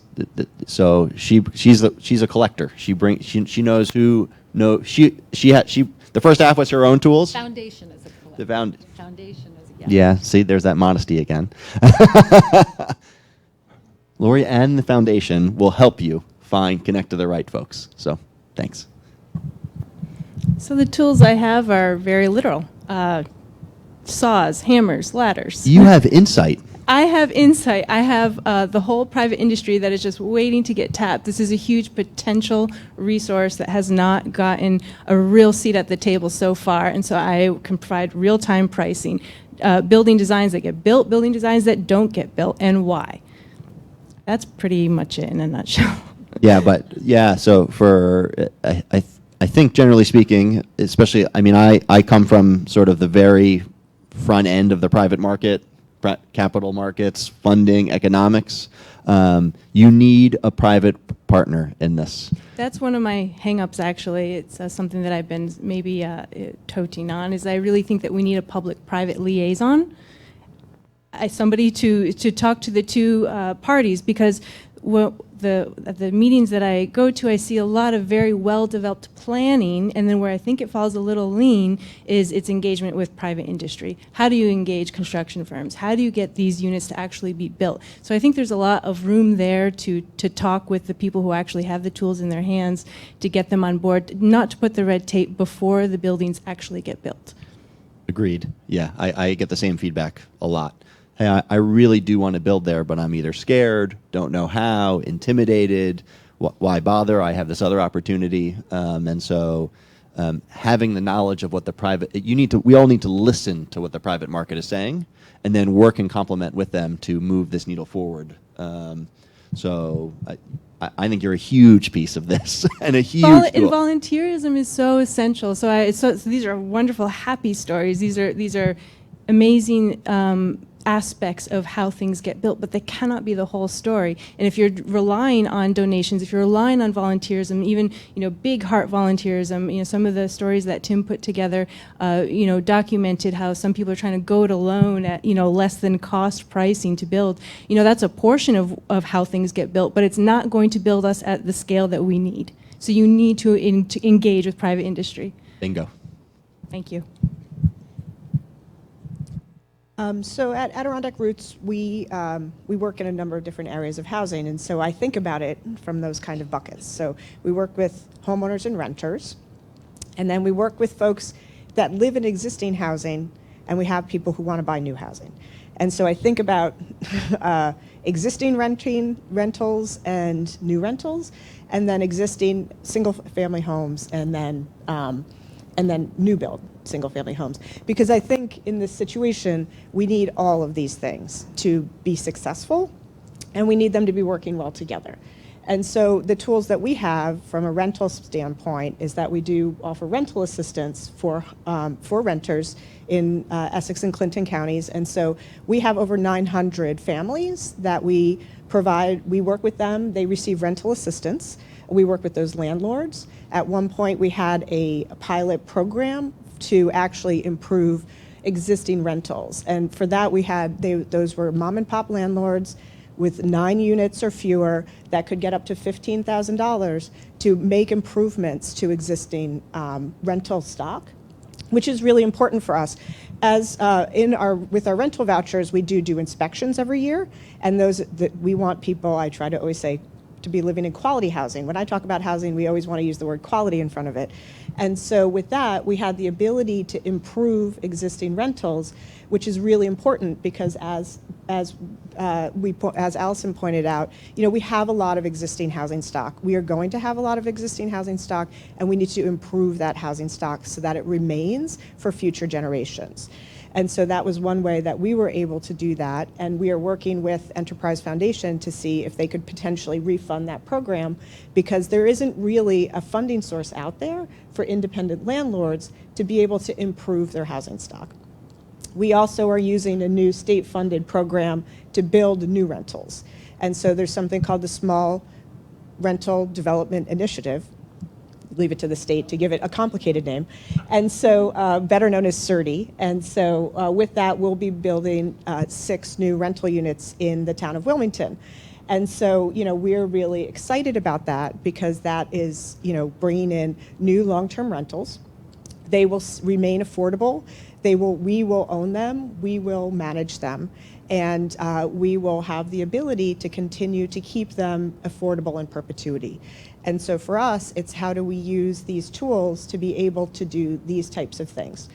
We also own a 25-unit apartment building in Port Henry, and we are looking to upgrade that apartment. That's for elderly and disabled individuals. And so it's really important that they are able to maintain affordable housing into the future, and that that housing is quality housing. So those are some of the tools we use for rentals. I see Adam looks like he wants to ask a question. Yeah. So throughout that, you used the word affordable a lot. In nonprofit speak, affordable can mean one thing. In government speak, affordable can mean another thing. For the layperson, affordable can mean another person. So let's talk real dollars and cents. So you're building these new affordable rentals. What are you going to be renting these prices? What's the rental going to be approximately? Do you know that number off the top of your head? So, well, what we proposed, because they're not built yet, so I am going to say there is a caveat around the proposal versus the reality of the build and what happens when we have not even received the contract yet from the state, so we have to Before you answer, out. let's poll the audience.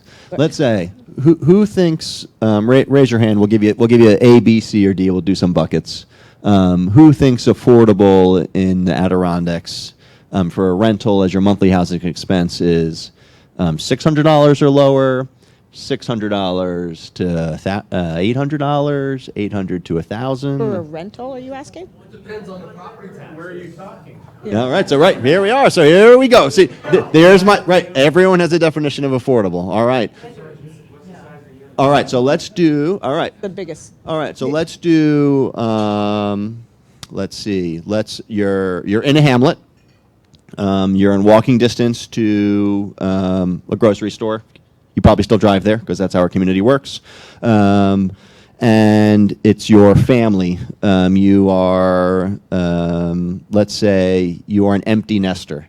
And so, that's sort of the house. Now, I know those folks tend to be owning and they live there forever, but say they move out and they're going to rent their house. So they've lived there forever, they raise their family there, but someone happens to build them a nice, beautiful senior facility, they move out, and they want to remain landlords and use it as income, and they're going to rent their house.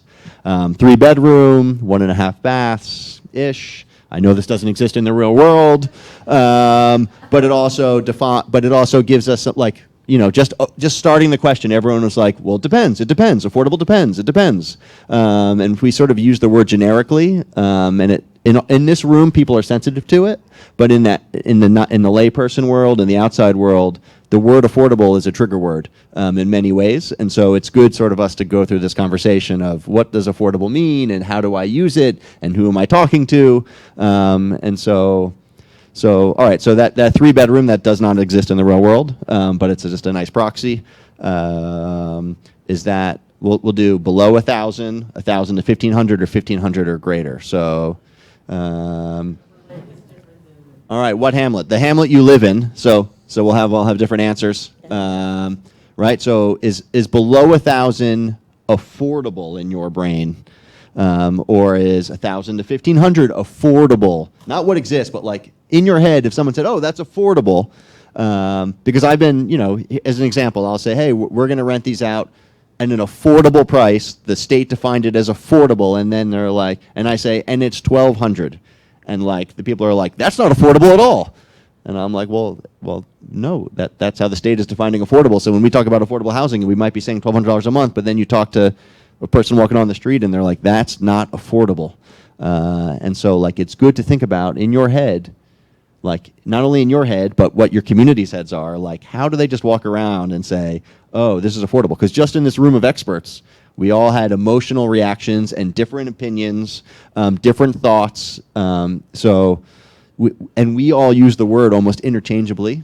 I do it myself. I'm sure people in this audience do it themselves. But it is a word that is has a broad and wide and emotional definition. So now with that, why don't you define affordable? So actually, what I would say is that we have two tools, because we're supposed to be talking about tools, at Adirondack Roots. We do have rental assistance, and so what they do look at rental assistance is exactly that. What is your income, and what is 30% of that income? And then you pay the difference in the rental. Like so they will pay. So there is this concept of having stable housing, and so really when you're They, renting, the tenant in this case, right? Meaning our staff works with the people that are coming in, and they look at their income, and we figure out a way that they're paying 30% of their income. So that is affordable. So that's how we define affordable. In that case, we also have housing counselors, HUD certified housing counselors. So those are folks that can work with anyone. They can work with renters, they can work with current homeowners, or they can work with people who want to be homeowners. And what they do is the same idea. They get all of their income, they get everything that's happening in their life, they create a budget with them, and that what they do is they figure out what could be affordable for them. And that could be a renter, or it could be someone that's currently in a home that may be struggling financially and wants to figure out how they can best remain in that home. Or it could be someone, and we work with them all the time, which is a tool that we have, which is a first-time homebuyer's assistance. And so we do have funding from the state where what we do is our housing counselors work with someone who wants to be a first-time homebuyer. And then we have, I will say, they're not huge grants. We have small amount of funds specific to Essex and Clinton counties for folks that want to live in those areas. And we can, they have to go through the housing counseling process. We figure out what 30% is. We help work with the financing. So we work with the banks to be sure that the mortgage that they're getting is sustainable for them. And then we can help pay some down payment and closing cost assistance to get them into that home. And then we can also pay for a little bit of rehabilitation for that home. So yes, so there are different, so that's how we define affordable, is at 30%. But we recognize that that is different for every family. It's different in different communities. And so it is a tricky word. There's not one good word that will be able to do that. So also just quickly on home ownership, we do rehabilitations for homes. We have a number of programs with the state where if you're a homeowner and it is income qualified, we can improve the quality of your home for different reasons. So depending on what type of funding we have and what your needs are, we may be able to assist you with improving the quality of your home, replacing a roof if you need to replace a roof, a furnace, things like that, because that maintains quality housing stock for us, and we think that that's really important. But we also now are using another new tool that Adam sort of implied about with the state, which is the Affordable Home Ownership Opportunity Program. So in the town of Keene, and we've been working very closely with Teresa on this, we will be building 4 single-family homes. That is a piece of property that Adirondack Roots has owned for quite a while, but we worked very closely with the community. Teresa actually chairs a community housing task force that we've worked very closely with to ensure that we have input from the community about these homes. And what that is going to do is it will provide that gap funding that Adam is talking about. And actually it will be in the form from the state of almost like a construction loan. So in the end, it's not a grant to our organization. We are actually working with Champlain National Bank, and the state will provide the gap funding, and Champlain National Bank will provide the construction loan, the rest of the construction loan for us. And then as we construct the homes, we will then sell them off and pay off the construction loan. And so as a nonprofit, this is the way that we've been able to be, in effect, an intermediary and leverage this program with the state to enable these resources to come to one of our communities. There's probably other things I can talk about, but I'm going to pass it on to Nicole. Yeah, and it's just round numbers, because again, the vocabulary is, I want to be sensitive to vocabulary. What gap funding is your total development cost $3 million, $4 million? About. Sorry. For Those 4 homes, Yeah. it's 1.6 million. All right, so she's doing a $1.6 million project. That's 4 homes. So 1.6 divided by 4, $400,000 per unit. Just round. It's 3 something. Yeah. We will be selling the homes for $165,000 to $170,000. Right. So it's costing. And they will be going into Adirondack Community Housing Trust, which I didn't really get to talk about much. But with the trust, they will remain perpetually affordable for 99 years. And so we control the resale of those homes. So they will always be affordable. So all of this investment that the state is making into these homes will actually keep paying back from family to family. And so we find that to be the very exciting part about being able to do this. Yeah, so it's costing a nonprofit about $400,000 a unit to build, and selling them for $160, right? So there's that gap of, you've designed a business model that loses money, and you need to go to the bank and say, I need $1.6 million to do this. I'm going to put in my down payment, 10, 20%, my equity, standard banking. And the bank says, yeah, you're selling these for $160. I'm only going to give you $500,000 loan. So I'd like to talk real numbers so people can really understand what's going on here. So the bank says, we're giving you $500,000 to build this 4 homes. And the developer or nonprofit or municipality says, thanks for nothing. That's not going to get me very far. And so the state literally will put in $1 million into the bank's bank account to cover the gap. That's where the gap is. So the bank says, I will give you $500,000, and it's going to cost $1.5 million, just to keep the math easy. And the state says, all right, we will fill in the gap. We will give the bank $1 million, literally, into the bank account. Then the bank runs the process like they would run any other process. The developer runs the process because they know they now have enough money in the bank. And that $1 million the bank is gives to the bank, doesn't need to get paid back. And there's lots of nuances in what actually happens with it. If you're going to execute that, we can go into those details. But just so you know, you're going to have that $1.5 million, and the gap funding we're talking about is literally $1 million the state will just put into the bank account for you to use that you don't need to pay back. It is a pretty powerful solution, and I'm excited that you're using it up here. This is AHOP. Yep, that's AHOP. Yep, that's the AHOP program. So we invited Madeline Fletcher, who runs that program, but it's maybe a 4-hour drive from her house to get up here, and her kids are in sweet Halloween time, and so she was dressed up, I think, as a Star Wars character last night. So, all right, so Nicole, you're up. Let's talk about, I know you have an exciting tool that you really want to talk about, so let's get going. So to piggyback a little bit off of what Megan said, and this is just to kind of inform you all, we are both rural preservation companies. So private 501c3 nonprofits, Adirondack Roots, Pride. We serve Essex, Warren, and Washington County. They all serve also Essex, so we share service area, and then Franklin and Clinton. And Hamilton County.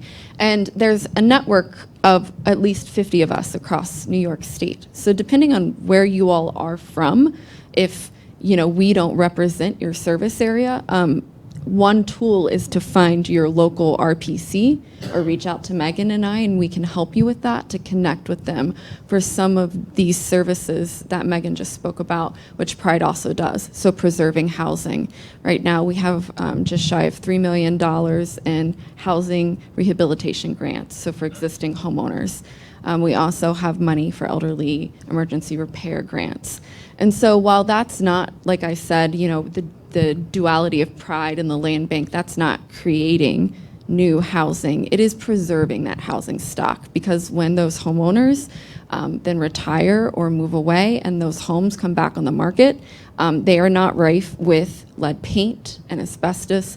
And basically unaffordable and or uninhabitable for a lot of our residents. So that's the work that we as RPCs have been doing for 40 plus years. And now we're in this crisis, and have been for a number of years, where we also not only need to preserve that existing housing, but build new housing or put some of that older housing back on the marketplace. And that's then what the Essex County Land Bank is doing. So we have 5 homes and 1 parcel of land in our inventory. We're just shy of 6 months old. We are basically taking tax foreclosed homes that are blighted, the homes that, if you actually, Tim did a wonderful video of one of the homes in our inventory, which is in Upper J, it's 14 Springfield Road, and it's in rough shape. So it's going to take us $180,000 to rehabilitate that home in Upper J. Getting the property cost the land bank no money, because it was given to the land bank from Essex County, taken off their tax foreclosure auction. However, $180,000 plus or minus is still really not affordable. So there are additional subsidies that we'll be receiving, mostly through AHC, so the Affordable Home Corporation. Housing Corporation. Thank you. It's another like alphabet soup with the state. So it's a grant that we've applied and been approved to have in order to subsidize that sale. And we'll use that pot of funding for the other homes that we're going to rehabilitate. And one of the reasons why the Essex County Land Bank chose to take homes off the tax for like existing homes and hamlets is because our friends at the APA, it's a very symbiotic form of infill development. We have these homes in our communities. We drive by them all the time. We ask ourselves, what happened to this home? It's an eyesore, it's blighted. And so instead of necessarily doing new construction, like what Megan is really pursuing, we are rehabilitating these blighted homes, which is Pride has been very good at doing over the years, but now we're actually selling them and putting them back and giving them a new useful life. And it certainly isn't 7,500 new units, but it is a tool, and it's an important tool, and it's a sustainable tool, and it also helps preserve your community's character. Pride also does a lot of work in downtown revitalization and historic preservation. Tomorrow is our final meeting for Ticonderoga's downtown revitalization DRI $10 million grant.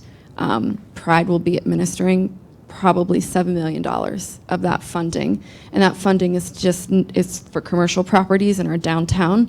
It's to improve the rental housing in our downtown, to create new catalytic opportunities economically for the town of Ticonderoga, but it goes hand in hand. And as RPCs, we've consistently not just committed to housing, but to community development, downtown revitalization, and economic development. Because you can build homes, but if there aren't jobs and there isn't a strong sense of place and community, it's not a holistic approach. And so I would encourage all of you that, yes, we're talking about housing. We are in a housing crisis. There has to be this holistic approach within your community for it to be sustainable. And that does include economic development.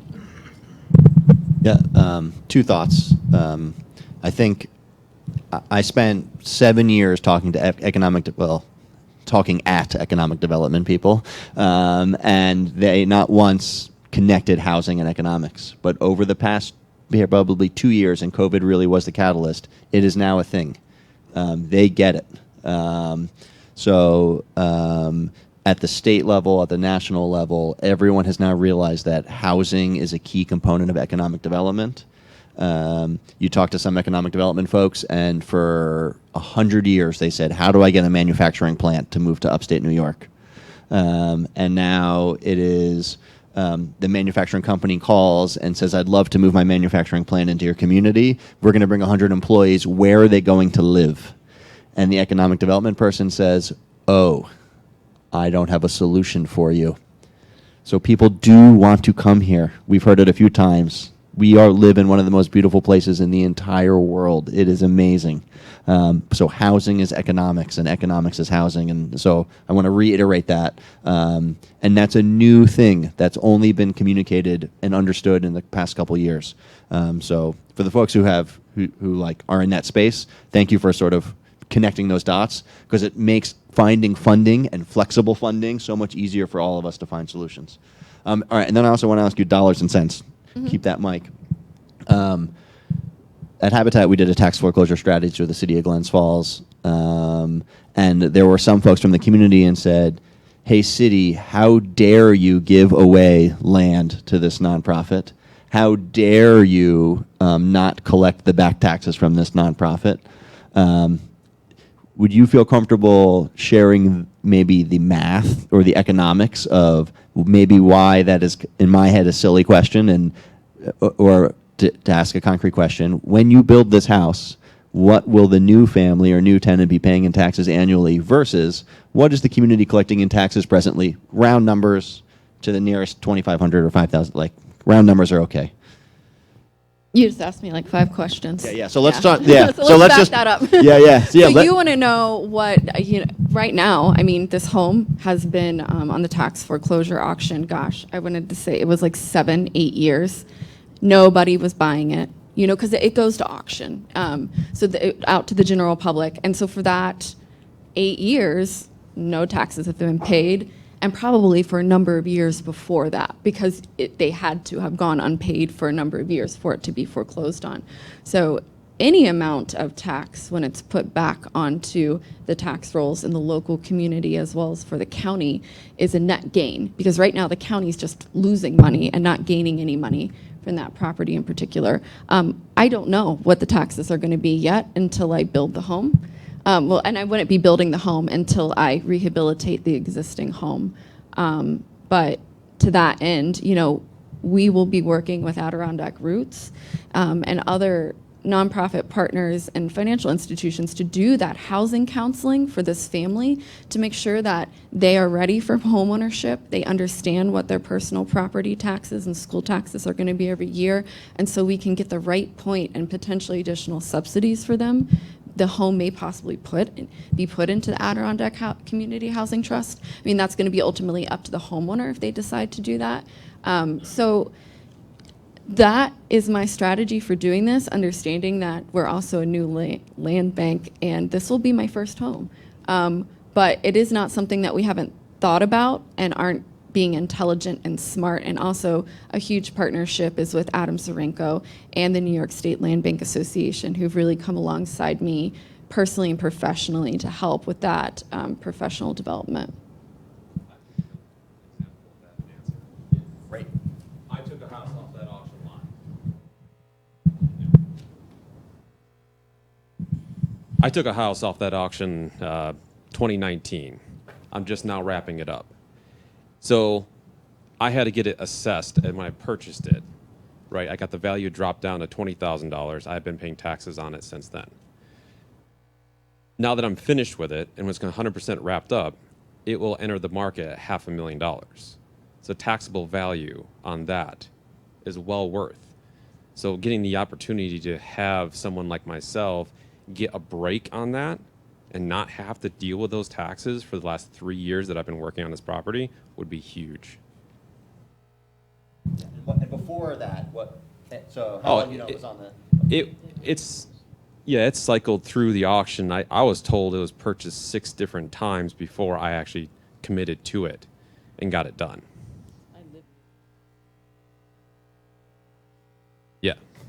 And that's pretty, it's frequent. I mean, a lot of times people will buy those homes and not realize, not have the commitment and the fortitude that you've had. And, to that end, it's not our place as a land bank. Land bank is still a nonprofit, just like Pride. Tax law and assessment. I mean, that is with your partners and your municipal government. And it's not lost on them. They're very well, I would say, at least the Essex County Housing Task Force, that topic comes up very often, and we're always seeking solutions to that. But at least in my realm and what I do have control over, which are going to be my future homeowners, we are considering that, and that's why we have those partnerships in place, so that we aren't putting and throwing a new homeowner into a home and then they can't afford their taxes and their mortgage. Yeah, and it's a balancing act. But the net story is the community had a liability, i.e. a piece of property that was blight, no one lived in, increased probability of crime, you need to pay for all of that, they're receiving zero income. Then the transition, public sector, land bank strategy, donated the piece of, and they're going to bring it back onto the tax roll. It might only pay $1,000 a year in the beginning to make it affordable, but eventually it's going to be paying $2,000 or $3,000. You know, the going from a piece of property that is worth negative to now worth $500,000, but the initial tax burden is a deterrent to your work. And so that is another tool that is very viable for municipalities to really lend support to both the nonprofit sector and the private sector.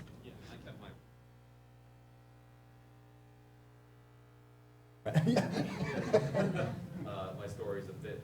Most of you actually probably heard my story.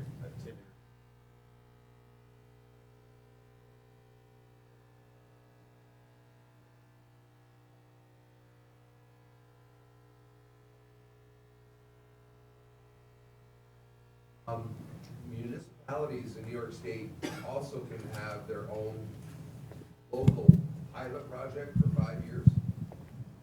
Is part of state law. Elected officials here can look into that.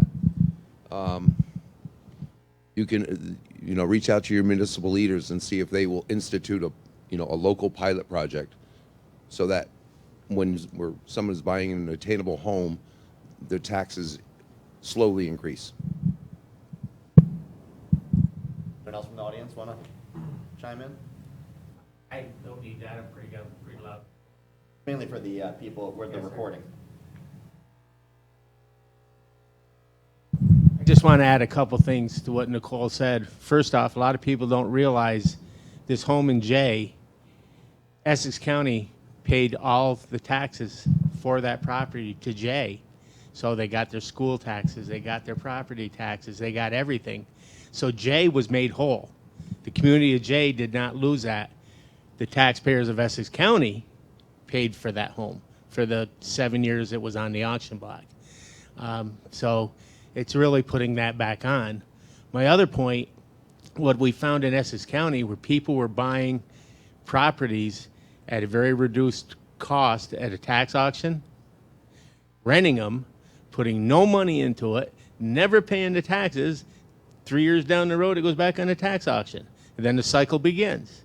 And these people were hopping from place to place doing this, and all the thing it's doing is deteriorating the housing stock. And I live in Ticonderoga, even though I serve all of Essex County. One of the homes that we were able to pull off the tax foreclosure auction with the support of the town board in Ticonderoga was a pretty notorious slumlord property.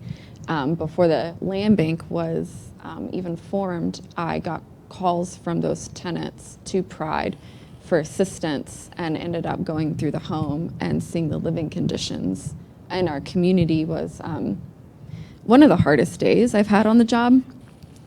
So, this work is really impactful. It's very different than some of the other affordable housing work that's happening. The land bank is hoping to also build homes as well on vacant parcels of land. But really our commitment is to those blighted homes. So, yeah. Dan? Sure. Dan Kelleher again, Adirondack Park Agency. My job primarily is twofold. One is I'm a land use economist, and then two, I'm a land use planner. From the economist perspective, what I bring to the table is data, and I think data can be really critical at properly defining problems. And if we don't properly define the housing challenges that we have, we're not going to solve the problem. We're going to be focused on patchwork fixes. Prices in the Adirondacks have gone up because demand has exceeded supply. And for the first 6 years that I lived here, we didn't have demand. I mean, and it's a nice thing to have now, right? Banks are happier, realtors are happier, businesses are happier because they have more people with deep pockets spending money. So we want to make sure we keep demand. Our challenge is the supply side. And why has supply not gone up? And I think that's a twofold question. Twofold answer.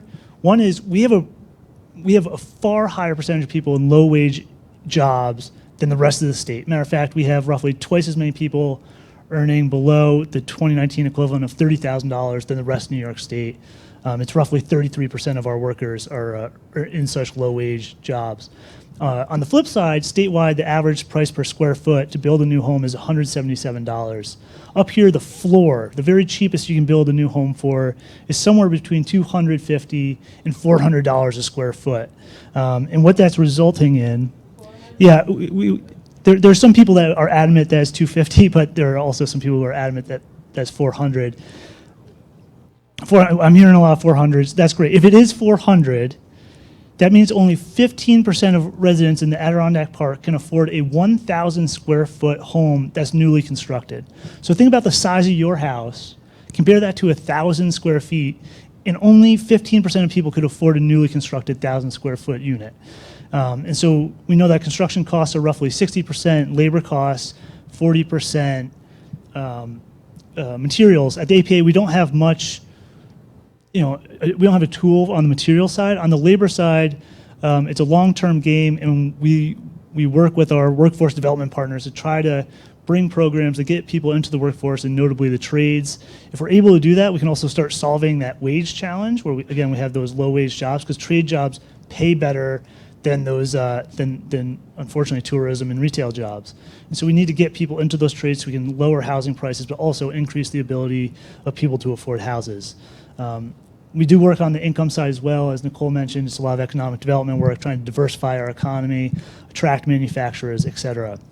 Another reason, we need to stress that construction cost gap, because if the Adirondacks was perfectly flat and every house was going to be connected to sewer, that 15% of people who could afford a home still applies. But we know the Adirondacks aren't perfectly flat. We have a lot of wetlands, we have steep slopes, we have shallow soils, and so we have very limited land on which to build. And the APA land use classifications that people hate actually more reflect the realities of the land, rather than we're restricting land use. We're reflecting the characteristics of the land to sustain use. And so where we find places, and we've designated them as hamlets where there's no density restrictions at all, we need to make sure those hamlets that can accept more use and more density have the adequate infrastructure to accommodate it. If you don't have water and sewer, according to the Department of Health, the very smallest lot you could accommodate new housing on is about ½ acre per unit. Some of our most popular housing neighborhoods in the park are about 2/10 of an acre or 1/10 of an acre.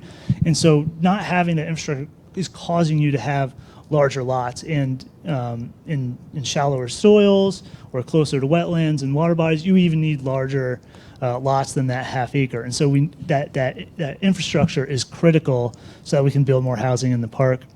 Another challenge, by definition, every local government that has zoning, which is roughly 70% of the municipalities in the park, their zoning code is more restrictive than the Adirondack Park Agency Act.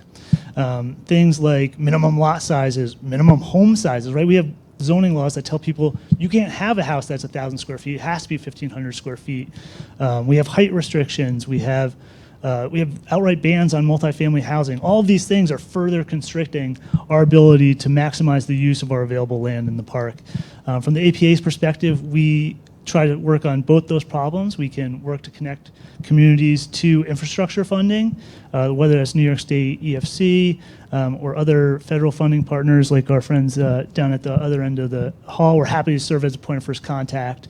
And then on the zoning side, we offer a program called our Hamlet Development Program, where we will work with you to not just identify properties in your hamlet that are suitable for development, but also work with you to evaluate your zoning code and provide prescriptions for how your zoning code could be amended to better accommodate diverse housing uses and typologies. So all our services are free of charge, whether you just want data from us, you want us to go through a whole planning program where we identify sites and develop an economic development plan for your hamlet. All of this is free of charge. We're happy to work with all of the 101 communities in the Adirondacks, and look forward to hearing from you. Thank you. And I should have warned all you guys, because I did warn our hosts that we were going to freeform and play this organically, and if it runs over 11 and people are excited and engaged, we're just going to keep talking.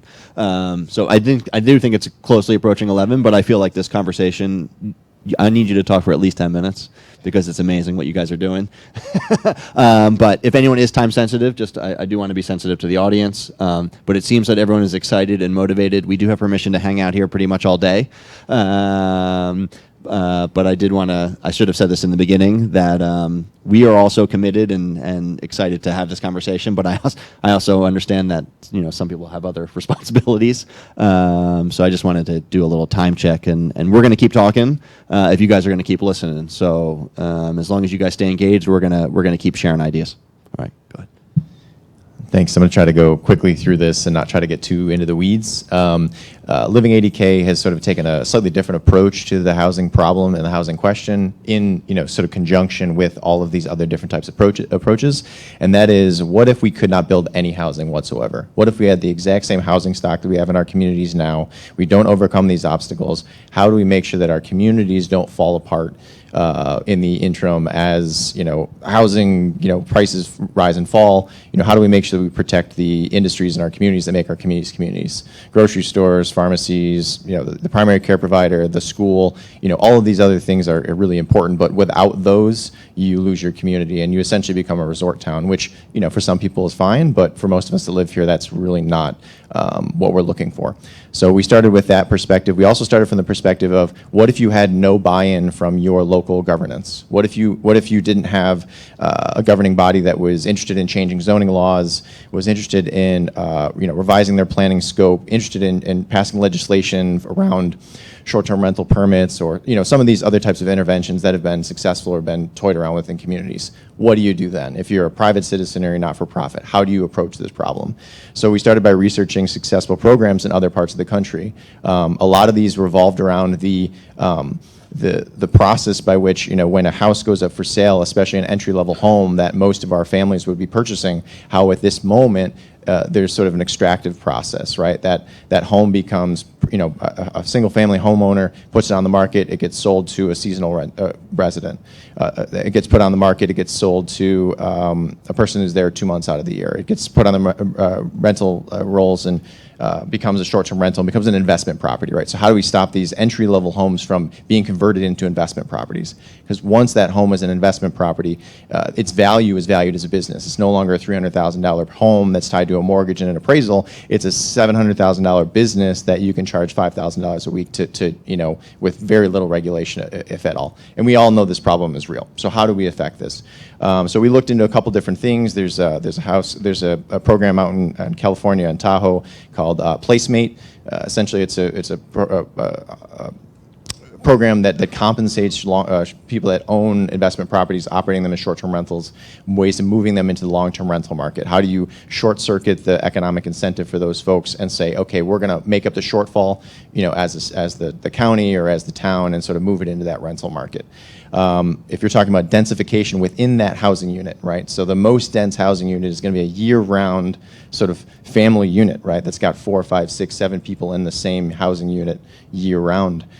There's, in Vermont, there's Home Share Vermont. They're doing really great work around connecting, sort of older folks that are maybe have aged, are aging out of their homes, don't want to sell their homes, don't have children anymore, need help with the rentals, and connecting them with roommates who are younger families who can help support the cost of the home while densifying the amount of people living in those homes. So we started looking at these programs and saying, what works for our communities? And for various reasons, we decided not to move forward at this moment with those in our communities. We decided instead to move forward with a deed restriction program that's been very successful out in Vail, essentially compensating homeowners to place a restriction on their home that it needs to be owner-occupied. Whether you are the person that owns it and lives in it, or you are the person that purchases it, there's a primary resident within that home. It needs to be used as a long-term rental. The idea being that you are now preserving that home as a community home. You don't need this for every home in your community. This is not the most important quiver in your, arrow in your quiver, but it is a way to move the needle forward to say, if I need 40 homes in my community to make sure that my community exists, if I can get 40 deed restrictions in my community, I know in perpetuity, my community will be solvent. So it's been an interesting process. We've been piloting it here in New York State. What I'm really looking for is anybody who's interested to learn more, please come and talk to me. Our lead time in getting this launched has been about 1.5 years, 2 years. We've reached multiple bottlenecks along the way. We can help you through those bottlenecks to show you what we've learned along the way, but it does take starting now to see results into the future. So, hopefully we can report the end results of that pilot program in 2024 with our first deed restriction, and sort of have worked through that playbook for you, so you're not creating this from scratch. If you're not-for-profit or you're an individual who wants to try to launch this program in your community, we'll help you seed it. Thanks. How much money are you given to that? I own a home and it's short-term rental, and I'm going to make it a long-term rental. You are going to give me X amount of dollars. What's the range? How do you think about that? So ours is really interesting. It's based on the VAIL model, in that we have not set parameters for the way that we are giving out these monies. It's an open application process. It's open to people that don't own a home yet but are in the process of purchasing a home. It's open to people that are living in their home currently and may not sell for 20 years. It's open to people that may be putting their home up on the market in the next few years. Are you giving people 1,000, 10,000? Who knows? Whatever fits. You submit us an application. What is this worth to you? Okay. What is it worth to you to see that your home does not get turned into an empty property? So you are solving for the gap. That's what to whatever people think it's worth. Yep. Great. All right, let's do another round of Q&A. It is past 11, I believe.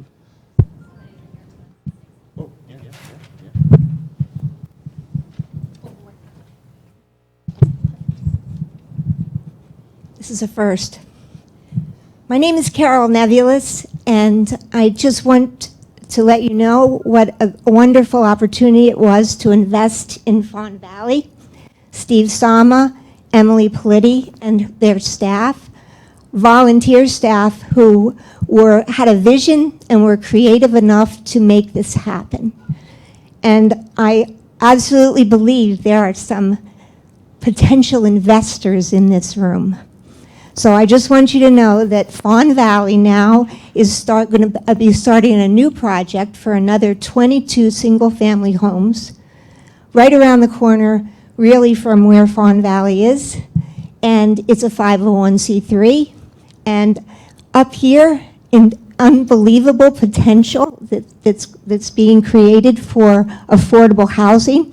But if you're interested in doing something right now, please be in touch with Stephen Sama and Fawn Valley and Homestead Development and be a part of the next project.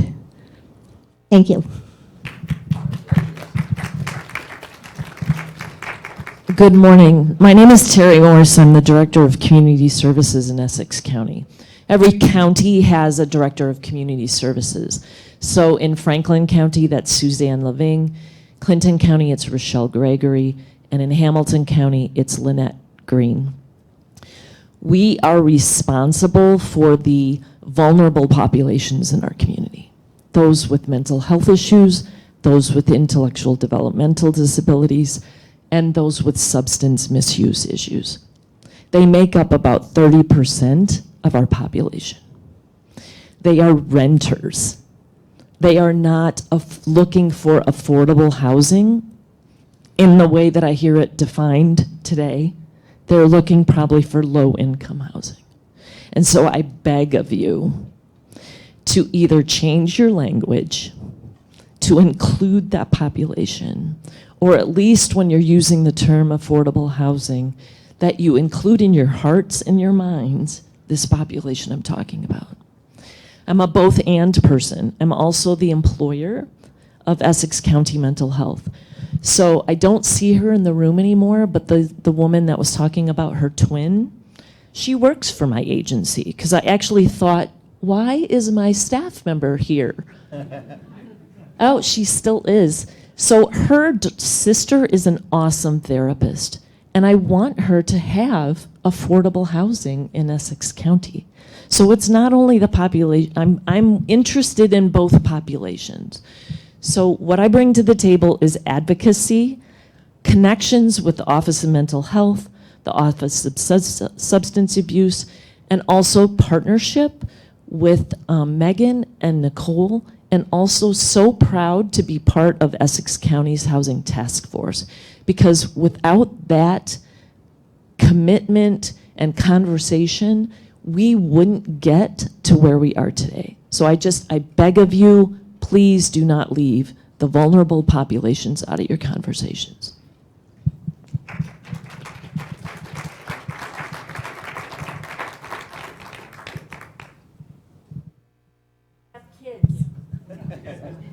Hi there. Thanks for just a minute. My name's Kendra Ormrod. I work for the DEC as a communication specialist, but I'm speaking right now as a homeowner. I was really excited to hear a couple of the things that were relevant to my personal experiences on the stage in terms of resources I wish had existed when I sold my home. I was lucky to thread the needle as a young professional in 2017 and purchased a home in Bloomingdale, which we quickly outgrew once I had a kid and got married. When we sold that home, we were offered a higher by maybe $15,000 or $20,000 offer that we declined, and we are not rolling in it. And at the risk of virtue signaling, I'm just sharing that I think that we declined that higher offer for a. They disclosed to us that they were going to use it as a seasonal home.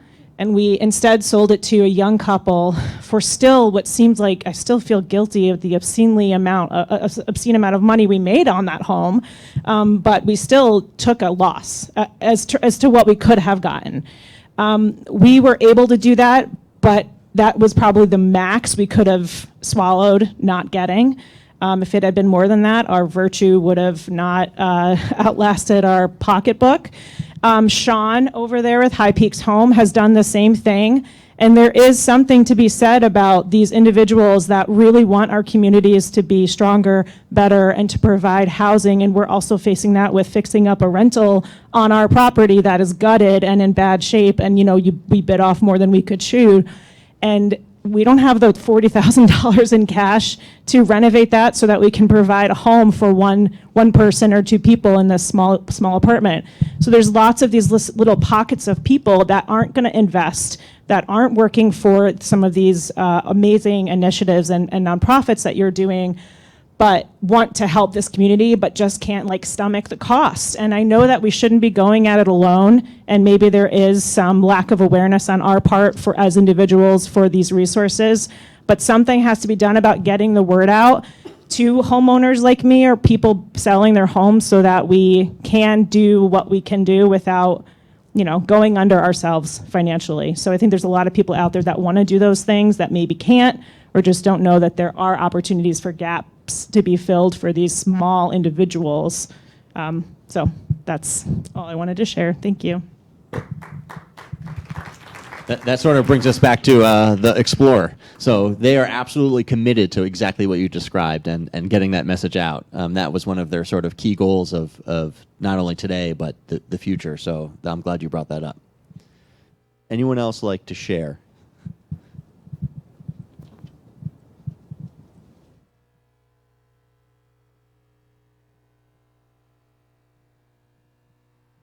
Hi, my name is Stephanie Sears. I'm the interim board president for a newly forming housing cooperative in Lake Placid. We're trying to build 20 to 40 units on about 100 acres of property, half of which is going to remain wild.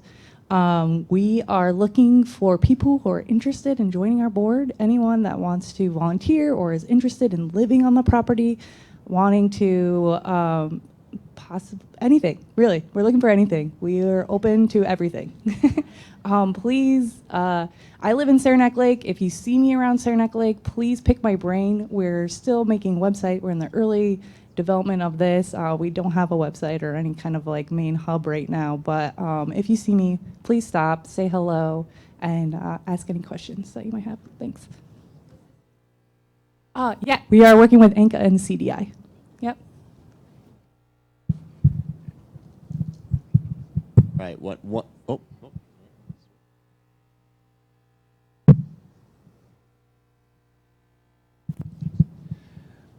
So all the discussion about foundation-based grants and state-based gap funding, no one has mentioned any single project that is market viable without those other instruments.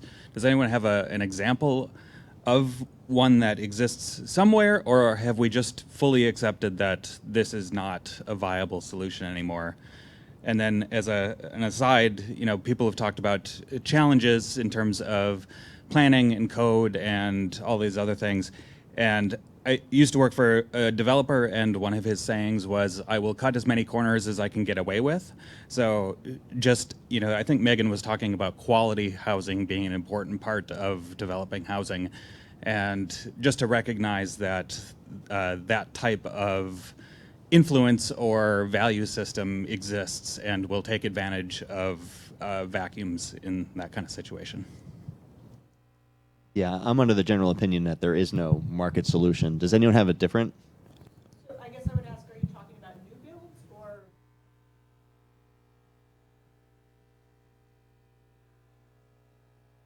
I'm talking about new builds. Yeah, I would say nearly around the country, through the traditional lens of market building, it's non-viable. However, if you want to take a broader perspective, and Tim and I talked about this, just chit-chatting, the government has been involved in housing from the beginning, right? There is no market rate housing if you want to take a strict definition. Your interest rate is subsidized by the government. This is unique in our country. We have Freddie Mac and Fannie Mae. The reason interest rates aren't 15% and they're 8 now, but they were 3, is because of the government. The government plays a lot of roles in the subdivision and stuff. And though we call it market, I would definitely not call it a free market, and it's a separate conversation over coffee. But the government has been very influential in the housing industry in our country. But the traditional, as we define today, market, there is no practical solution in general around the country, and really specifically in the Adirondacks. And so if we care about our communities, and I think everyone on the panel does, and I think everyone in the room does, we don't care where the solution comes from. We just want a solution. And so inviting the government in a little closer seems to be that current solution. And they are really committed to trying their best. Madeline is disappointed she couldn't make here, but she is priding herself on being flexible. So you heard the flexibility Dan said. Come with me with an application and we will solve for the gap. The state is also in the same boat of they have another AHOP is the gap funding for home ownership, but there's also gap funding for rentals. And it's the same thing. You come to us and we will solve for the gap. And if we aren't the full gap, maybe it's a tax credit would be the gap. Or maybe you find one of these partners up here to provide some of the other gaps. Or maybe you go to your local municipality and ask for a pilot, and that's the gap. So there's lots of sort of tools of a hybrid of the public-private partnership.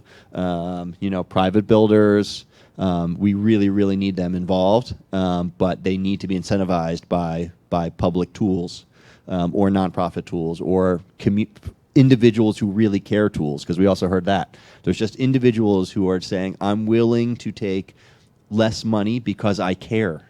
They exist. There's a co-op being formed. Usually that word is scary. But it is not scary like in other parts of the world. Housing is a community, and if you see it through that lens rather than as an investment, it's just a little tweak in your mind, and you kind of see the community and the house and all the economics a little bit different. So one final way to get the audience involved is I asked you 2 questions today about, you ranked your motivation and your excitement and your sort of what you care, and I saw lots of 8s and 10s. And then you raised your hand about sort of your skills and the tools. Those numbers tended to be lower. So just do a little subtraction in your head, the first number minus the second number, and sort of that's our gap. And these people up here, all of our tools, we're all here to help to fill that gap. Every single person, when I said, hey, give me some things you want to talk about, and all of them said, have them call me. They all are interested in helping you. They really, really do care. They really know what they're doing. And they are all super engaged, and you can tell super passionate. And so right now, come and grab their ears, grab their cards, set up lunches, set up coffees. Really thank you to the Adirondack Explorer for being the catalyst for this conversation and bringing people together. Do you want to come up and close this up? Yeah, sure. Thank you. Thank you to the panel. Thank you, Adam. Thanks to all of you for being here to be part of this important discussion. We didn't plan on keeping you here all day, so I just wanted to let you know that the Wild Center is open and said we could stay if we want to hang around. So if you guys have heard something up here that touched you and you want to talk to somebody or float an idea, let's keep the conversation going out in the lobby. Grab some coffee, bring people together and talk about it. So as Adam mentioned, the Adirondack Explorer is very committed to continuing this discussion. We're going to keep writing about this. We'll probably write about some of the things we heard here today. And we created a pop-up email newsletter that I'm sure many of you are signed up for. And we said it was not going to be long-term. Don't worry, it won't stay in your inbox. But we will keep it going, and it won't come every week, but we'll have it there. So if you have something happening that you want to share, or something coming up, or you have a question, or you want to get something out there, we will use the newsletter in that way. So just reach out to our newsroom, to me, to Melissa, to Tim Rowland, and we'll get the information out there. So and just in the discussion I heard today, I heard 37 units are being built. So I'm a word person, not a math person, but I think that leaves us at 7,463. So anyway, I want to thank again our sponsors today, Champlain National Bank, and our event partners, Wildlife Business Solutions, the Adirondack Council, Living ADK, Adirondack Health, Protect the Adirondacks, and Community Bank. And again, to the Wild Center, this has been beautiful. Thank you so much for sharing this space with us. So thanks again, everybody. Thank you.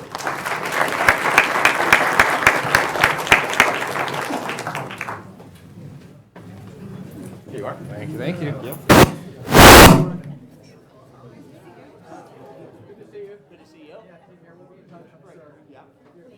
Yeah, no, of course.